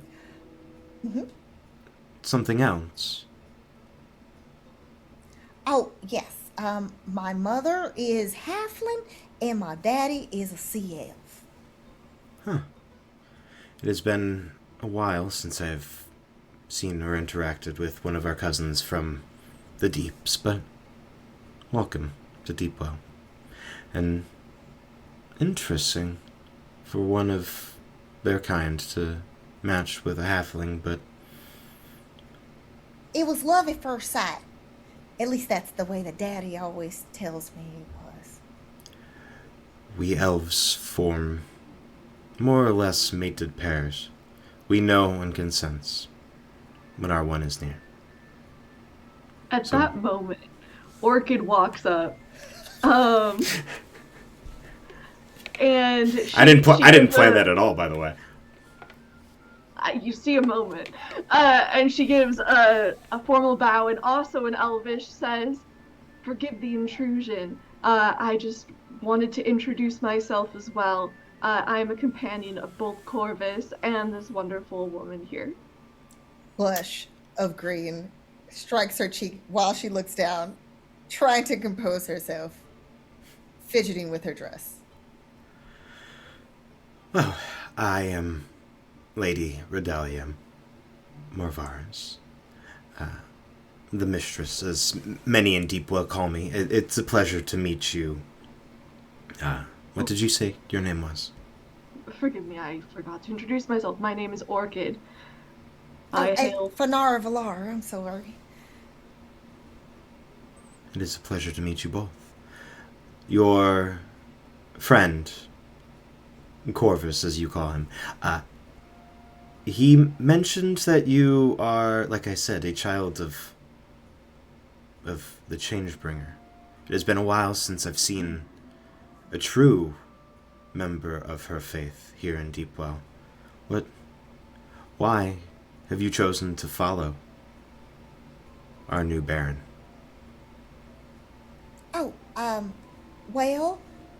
During our travels, which I'd like to say that I feel like the Changebringer, the Great Avandra, led me on this journey to gain a deeper connection to her and also to the rest of the world in a way. And along that journey, we came across Korvus, and he's shown that he is someone of great character. And although sometimes by his demeanor he can be misunderstood, he has very honorable intentions, and to do the right thing, and I feel like he shows great leadership. And so it's really fitting that he now would take on the role as Baron over this land. And If I might add, oh, you when I may. first met our new Baron, I immediately mistake him for someone of an elevated position. So it really does seem fitting. That's true. As well. He's quite well dressed. And spoken. Yes. Interesting. Finara, as a follower of the Changebringer, what can I not only do for you as the one in charge of ensuring that the organization and collection and proper components of faith are reached, but also ensure that all members of Deepwell have the access they need to the Changebringer's way of life? Well, do you have a special place for those who serve Avandra, the Changebringer, to meet and to connect, even if we have traveled a great distance currently, that I'm unaware of? The small shrine outside of Deepwell, I believe it's maybe about a half hour or so outside of the city, is the only place of worship that we have at the moment. No clergy member, cleric, or priest have stayed long enough to build a proper one here in Deepwell. Well, I believe that there are perhaps more followers of Avandra than you may have originally thought, lady. And then she does like a little bow. I came across some on, when we came to this area, and they just gathered together, but not necessarily in a nice, wonderful temple like I believe. I forgot. May you please enlighten me on the path that you have chosen as far as faith? Yes, I worship and have a connection with, as many elves do, the Moonweaver, Sahanin. She is the moon we see in the sky, the stars when she is not. She is the light and the dark of night. She is loving and protecting to those who seek her comfort, but even those who follow her find temptation. And I'm assuming you have a temple, a place where you can come together and worship and fellowship? We do. I believe one of them we have on the fourth ring. Or no, I'm sorry, the eighth ring. The other one we have on the top. We have on the very, very last ring. We have them right within the walls. Unless it's a full moon or a new moon, we typically don't use the one on the surface. Understood. That makes sense. Well, I believe that it would be wonderful if those who are traveling, and I believe this would make Avandra very happy because, as you know, Avandra is the Changebringer, the goddess of freedom, trade, travel, and adventure. So I believe that she's deserving of her own temple for her people that serve her. And who knows, because of the fact that she is bringing followers like myself to these lands, more will gather, and that means there's more mingling of people from all over, different cultures and different beliefs. So if it's more welcoming as far as having more places, temples in the area for all of these different beliefs, we can all come together in unity, in a way. At least that's just my personal opinion on the topic. Well, and as a city that's a hub of trade, surely having such a temple would be very appropriate for all of the people who necessarily travel through this city. Well said, Orc. Go ahead and make a persuasion roll with advantage. Which one of us? You, Assume Fenara. I'm assuming I'm Fenara. the advantage with the help. You would notice that as when you chime in that second time to help Fenara, the mistress glances at you. And now, did you bring your full like did you bring all of your, not necessarily all your equipment, but your warhammer, your shield, things like that? I think I wouldn't have brought the warhammer. I'm sure I'd have some emblem of Melora on though. Okay. And she looks over and, oh, a worshipper of the Wild Mother. It has been a while since I've seen someone who wears the symbol of the boughs. Oh, well, I suppose cities aren't the natural place for us to thrive. No, they are not. And Fenara, what did you get on your roll there? 21. 21. I can see a temple to the Changebringer in...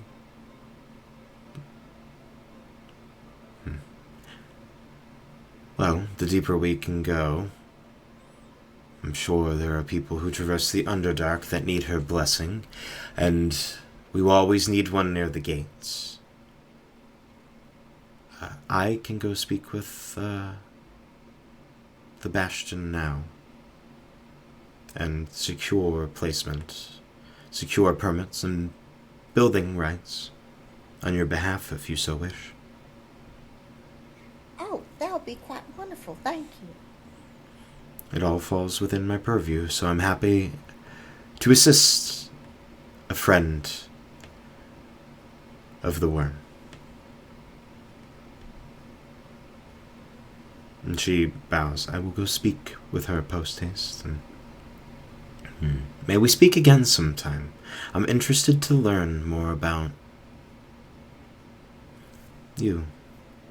And she kind of points like weirdly in the middle of the two of you as she walks over to meet with the dwarven woman there, the dwarven woman that had entered shortly after, known as the Bastion. Time goes by. 10 minutes. A half hour. An hour. Torches are growing dimmer. Is there anything you guys would like to do as you wait for the final Baron to show up, who has yet to make any sort of formal announcement? I have a thing I want to do, but I'm waiting for that bugger to be there. Art? Baron? I'm tuning. It's like it's just constant like ding ding ding ding ding ding ding ding ding ding ding ding ding ding, trying to make sure everything's ready to go because no performance begins until the last person arrives, and that's that because everyone needs to see this. Perfect. Art, anything from you? Squeaky, squeaky, squeaky, squeaky, squeaky, squeaky, squeaky, squeaky. As Art's contraption is being not that contraption, the different contraption is being dragged out behind him as per Korvus's request. Awesome. What's this look like? Paint me a word picture. What's this contraption? What's it do? So there are all sorts of exposed gears and pulleys and what have yous that are essentially they're exposed because this was a rush job. So Art did the best that he could given the short time frame that Korvus had allowed him to be able to work on this particular contraption. But it appears to have a It looks like the framework is the skeletal outline of what is supposed to have a covering that has not been put in place, but it is definitely avian in shape. At the front end of it is what appears to be something that looks like some sort of a beak or bill, but it has grooves in it that you would almost imagine to be some sort of a drilling contraption of some sort. On the sides of it, where you would imagine wings would potentially be, are two extensions with a hinge in them attached to several pulleys that appear to have picks on them. And at the center of the frame is a seat with a set of foot pedals that appear that they may in fact be the driving force behind the contraption.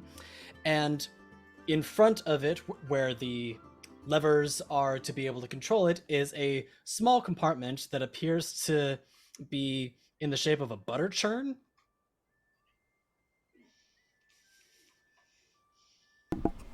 Oh, okay.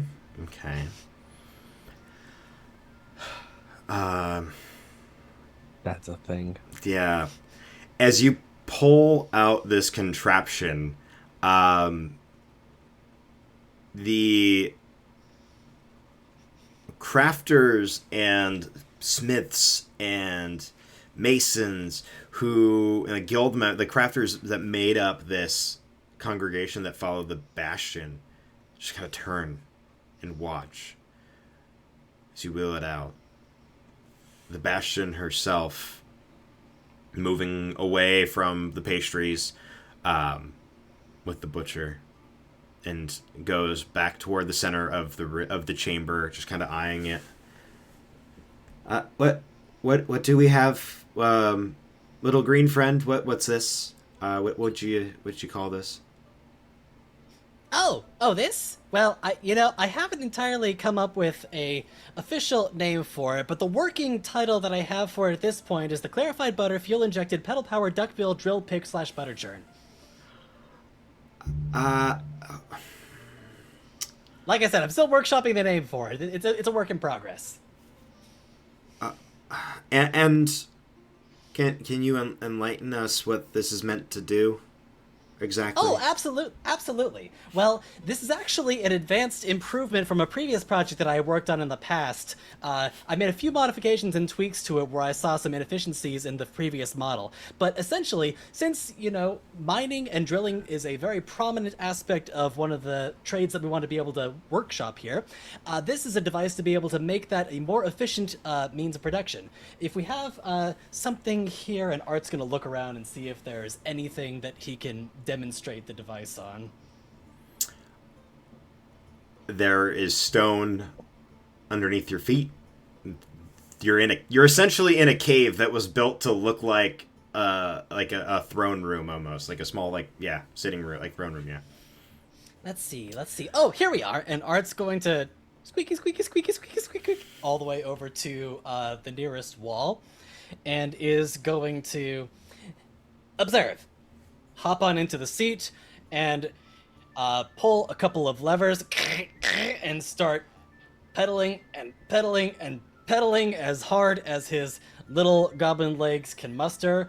And you start seeing the gears start to turn, you start seeing the pulleys start to spin, and the drill at the front of the contraption begins to turn, and there's a sloshing sound coming from the butter churn as you can see a shaft being pulled in and out of it. It appears that and some bits of dairy do seem to be sputtering from this particular device. Yes, I know, that's quite a visual, isn't it? And is pulled through a series of tubes that in fact seem like they're being utilized to lubricate the drill itself. As it's doing so, the drill goes into the wall and starts and grinding through the stone, and the Art pulls another lever on the contraption, and the pick system on the hinge bends and turns towards the wall to pick into the wall, and pulls pieces of stone and throws them out to the tail end of the contraption where there is a basket. woo, and drops pieces of stone into the basket. And then at the end, when Art catches his breath and stops on the pedals, he opens up a side compartment from the butter churn and pulls out, "Oh, do you want to try some? It's fresh."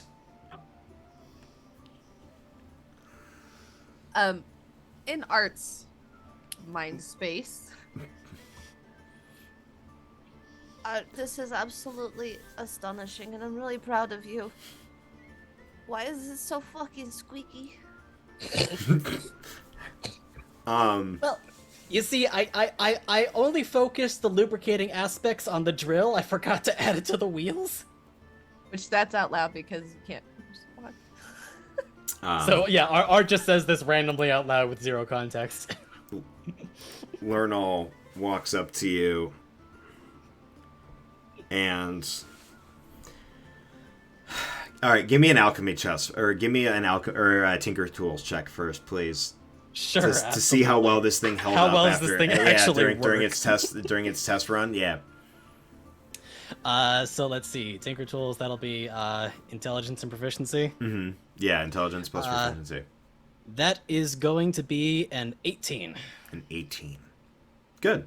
Awesome. Hell yeah. It held up well enough. Like, you can see parts of where the drill is are like starting to chip and crack a little, but it's all pretty much there. Like I said, it's a rush job. I'm not gonna ask where you got the shit to make this from. I'm just not, because we don't need to go into that. It happened, and it did. Just to make sure that Korvus doesn't look anywhere in Art's room for the next 24 hours. You take a rug and put it over the wall after you're done. Lernal takes a handful of like the butter and puts it into their mouth real quick and like, huh?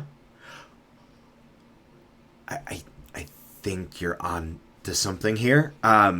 Where did you what guild did you do your formal training in? Guild? Oh, no guild. What do you mean no guild? Where are you from? Oh, well, I spent a good portion of the last few years over in Finkeltug. And you watch it as her eyes like almost like flare with fire as she like grabs you around your shoulder. Why didn't you say you're from Finkeltug? I have cousins that are technically mechanists that work there. We need to talk, little green friend. And she walks up and this is Dolph and this is Fulf. They're brothers, and she points to the two Goliaths. He's going to change how we do things around here. 100%. Any chance I can get a dozen more of those contraptions that you made there? Oh, well, I could certainly make an effort. I would definitely need the supplies and the time, but you know, I might be able to muster something. Well, we can definitely make an agreement with the worm to ensure that you have the proper materials to make this happen. Or at least train somebody to be able to do it. Oh, that sounds wonderful. Huh. Thank you for the demonstration. And Lenora will walk back and Lernal, sorry, and grab a pint and just start drinking it and start talking with a few members of the crafting guild. You can see a handful of like these really kind of not dirty, like they clean up nice, but they're a little bit gritty miners kind of walk in. And as this is happening, the doors which have... Oh, go for it, Art. I was just saying, the last thing is Korvus in the immediate vicinity? I would say, yeah. Korvus is like within proximity. With the absolute most excited look on his face, Art is gonna like wave to Korvus and like Korvus looks over and acknowledges and like gives like a nod wink and just gives a thumbs up. While I'm gonna say I'm probably most likely conversing with like the butcher and some of the people of the groups rather than just the lords, trying to engage on a personal level with them.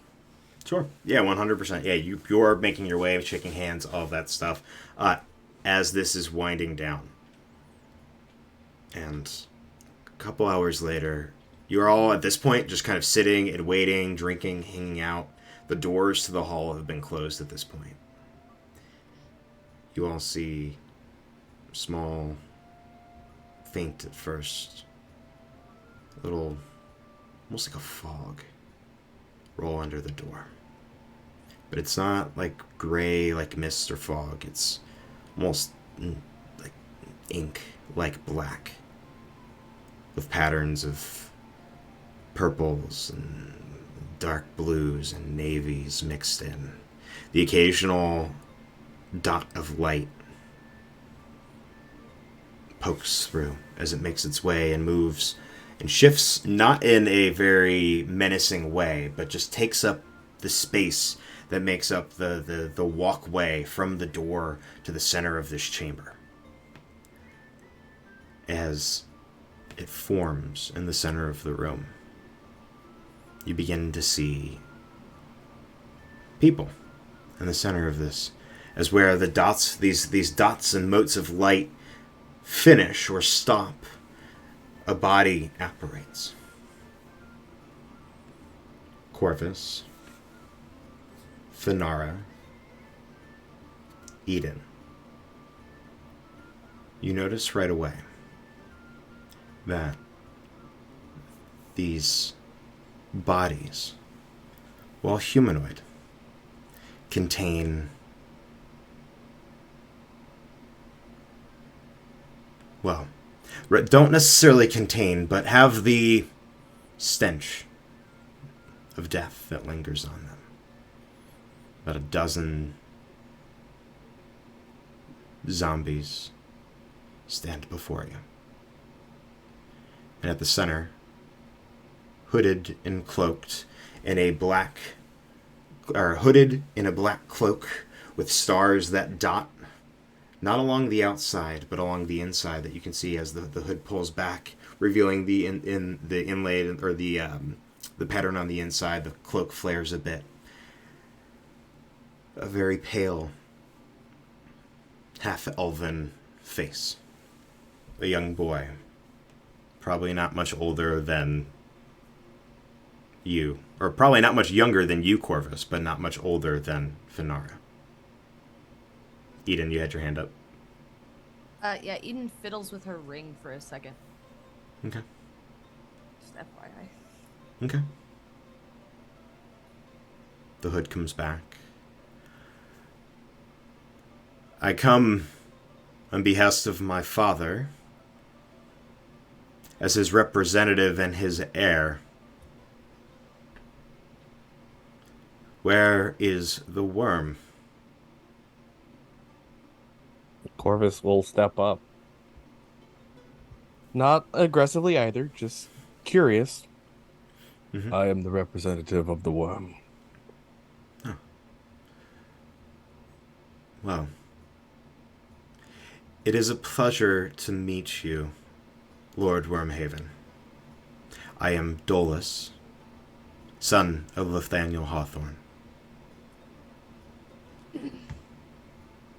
an emissary of the Mortal Hand. Detect thoughts. Sure. Just surface level, not like a save or anything. It's literally just the surface level one. I'm not. What are the components? What do you need to do? Is it verbal, It's things. Is it all of them? Yes. Which my goal here was that he would be looking at the worm and not at Eden, as Eden is like sitting by a table. Mm-hmm. It would look like fiddling, but Well, if you want to do it secretly, go ahead and roll me a stealth check. April, I don't know if you're watching, but I'm using the dice that you got me, so if this fails, it's your fault, not mine. Okay, so that stealth, I have. I made a whole new book. I'm so sorry. No, you're good. This is gonna be this will be the last action before we.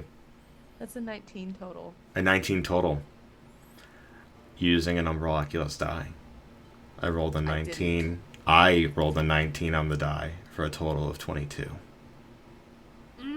As he turns and flicks his wrist and counterspells you. Okay. But I was being stealthy. And turns back to Korvus. I'm disappointed. Well, rather, my father is disappointed that we will no longer have your patronage or partnership. However, I'm sure you and I can find an arrangement in which is suiting for both our baronies.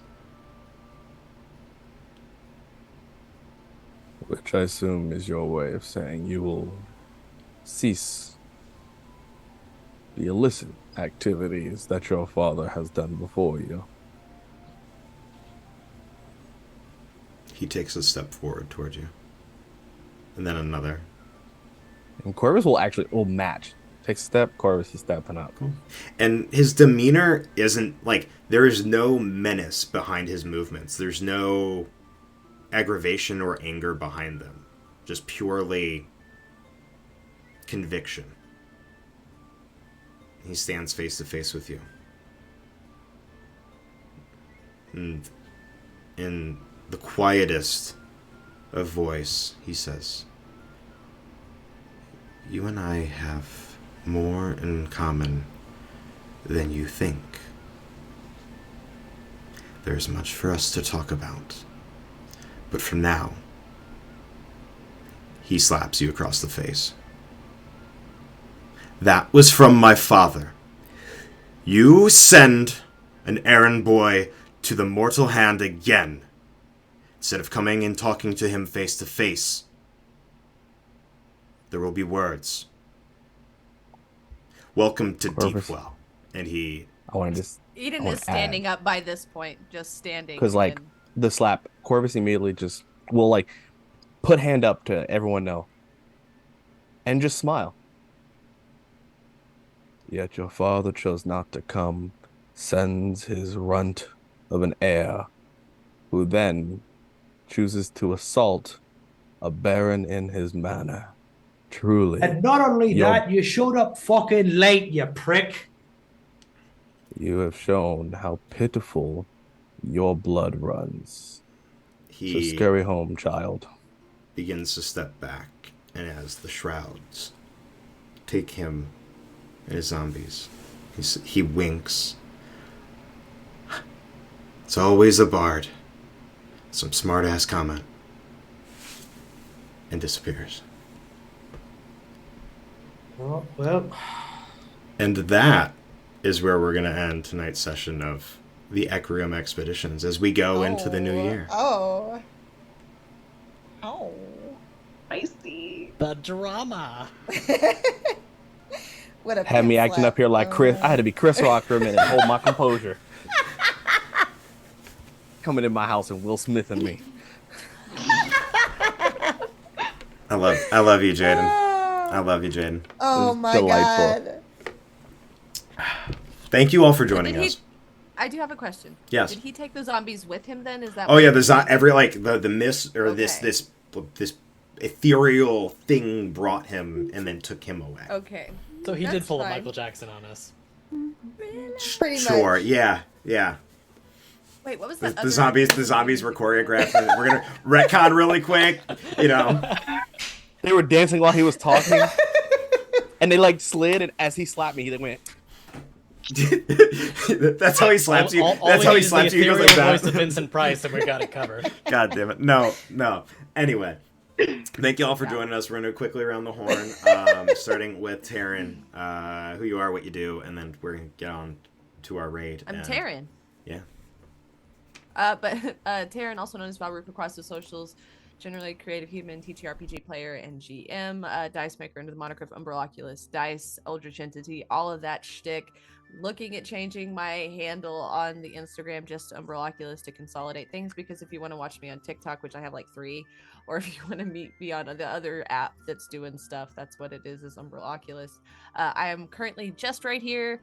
I am running a one-shot here on our next scheduled Tuesday, so not the next one, but the next Tuesday. I will be running a one-shot here for my friends that is holiday themed, Yule even. I'm very excited for that and to share details with everybody.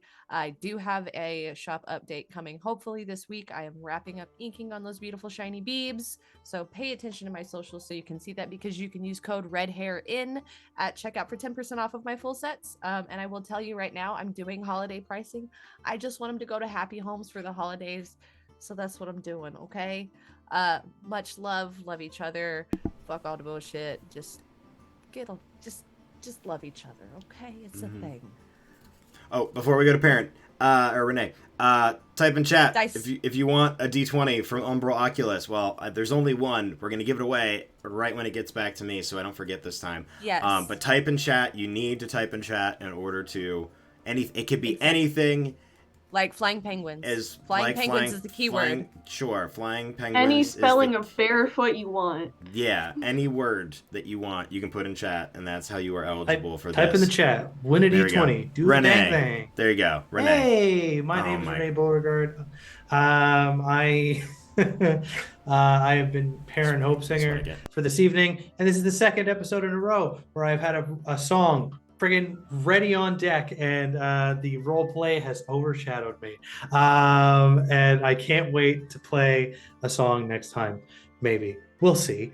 Always Who the knows? bard, never the bard. That's you damn fucking right. I'm one half of Dragon Rock RPG Design. You can see our stuff on DM's Guild, and you can find us on social media at Twitter and Facebook at Dragon Rock RPG, and on Instagram at Dragon Rock RPG Designs. Keep an eye on our social medias for our release of our new druids, the Circle of Stone, the Circle of Shadow, and the Circle of the Hunt, which I think all of you will enjoy. You can join TIO to maybe play a one-on-one D&D session with yours truly, and potentially win a $25 donation to the charity of your choice in your name. Other than that, I will see you in 2 weeks' time, where I bring a new, very spooky character to a game that Taryn runs. So we'll see what happens. Hell yeah. Hello, everyone. I'm Utahime. You can find me pretty much everywhere on social medias at UTAHIME cosplay, and at Brianna DeCosta on Twitter, because we're still on Twitter, because that's still technically a thing. I am a cosplayer and a lover of all things concerning tabletop games. So if you want to see what I'm up to, lots of shenanigans, definitely follow me on social media. Also, any Vegas residents, anyone who's traveling to Vegas this weekend, I will be there for Cosplay Expo with some amazing folks. So please, please, please, I would love to meet you all in person.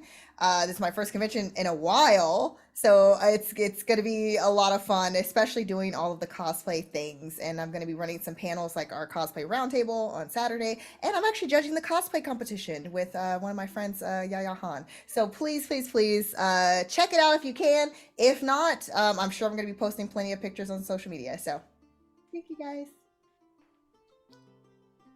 And I think that's me now. Hi everyone, I'm Eddie, who adventures across the interwebs under the handle of Discount Bard, a humble vaudevillian vagabond spreading chaos and shenanigans wherever I go. You can normally find me on the interwebs streaming on Twitch, whether it's lovely channels like this one, doing lovely D&D content, or on my own channel at twitch.tv/discountbard. I've been on a bit of a hiatus recently because being an adult sucks, but I'm hopefully going to get back to creating content in the very near future. I'm also on TikTok and all the other places. Pretty much just look for Discount Bard. You can find me just about everywhere. That's my story. I'm sticking to it, and let's go ahead and pass it along. Hi, I'm Lizzie Donahue. You can find me on the social medias at the Lizzie LD. You will find me here in 2 weeks on Tuesday, and otherwise, this is my home base. So follow me on socials to find out where else I might pop up. And last but not least, Royalty has given you a show, and you should be honored to be at this show. For everyone that has seen, I have been Korvus, Lord of Wyrms. But I'm Jaden King. If you didn't know me, now you do. You're welcome. I'm on all social media at It's Jaden King. Literally, if you just type it in on any social media platform, you'll find me. That includes all the ones back in the day. If you have a messenger pigeon, just put a sticker on it that says It's Jaden King. It'll find my address. Don't know how. There's at least 17 pigeons outside my window, and they are tormenting me every night. Regardless of all that, I do all kinds of world building, content creation, and entertaining people in the best way that I can because we're just having a great time. We are entering the holiday season, so I only have one tagline to give everyone. It's one of my favorite quotes, sayings that I tell everyone, and you should probably keep it in your back pocket forever. This is the words of wisdom. This is going to be entirely free. You're welcome. You don't have to do anything at all for this information, and I will be giving it to you right now. I am totally not stalling of any kind. No, seriously. Positivity is a commodity worth spending. Negativity is never a debt worth collecting. With much love, enjoy your life. All right. Thank you, Jay, for that wonderful message. And now, our winner of a dice. Hey! Discount Bard. You typed in chat, so you technically won it. If you'd like me to re-roll it, I can, Eddie. I mean, I do like the dice. I feel like it should go to one of our viewers. Okay. As much as I would very much love it. I'm going to roll it again. Just have Farouk bring it It's on Jay. the road. It's Jaden. I'm not as nice as Reroll. Bard. I want No, my no. death. Terrence said Terrence said the. okay. Wait, Send no, him the you won. clicky clacks. You won it last time. No, you won the last one. That's not allowed. I'm I calling. did. I won I'm like calling, the one before last. All right. That's fair. What the? Taryn won her own dice. I don't want it back. They hate me. No, where Johnny's not getting one either. All right. Croc. I'm just saying. Croc that that's 8 one hooks dice. hand. You just win it. gotta hop I'm on- just picking hop on the one. Twitch. You should've Johnny's typed. almost Hop on the set, to a full. Johnny's almost in channel points to a full set, so he's not getting one. Red Hare Inn. Oh, was Beth about There to hop you in? go. Yeah. Guy. I'm gonna give it. Yeah, Yeah. thanks, Thomas. Croc that. Oh wait, hang on. Thomas Yay. won it. What the? Wait, Thomas what? won the giveaway. No, Thomas posted it himself. Oh. I did it. Oh. It was brilliant. Gotta I type love it. anything. Make a deception check. Gotta type anything. No, that was great. I was like, Have to type yay! in. I thought he won. I No, mean, but honestly, I think that's an A for Running out of creativity time. right there. I think that he should just get it by default. You're running out of time. Croc that. That was well um, done. That was well done. You just gotta type in the chat. Hop Just in, type anything hop in the chat. Discord. Hop in the Discord if you aren't already. Shoot me a message, Anything? and Aw. I will send you. Sorry, Beth. your choice of D20, that. of mystery D20, and yeah. But yeah, we're gonna go raid. Queer Venture Time. Our wonderful friend Coral, who is playing Pokemon Scarlet and Violet. Until January, until the new year, guys. Stay safe and happy adventures. Happy holidays. We'll And see you in happy 2 weeks holidays. with a one shot. We'll see you in 2 adventure, weeks anyway. baby. Yeah, it's not really, but yeah. That's true. That's Bye, y'all.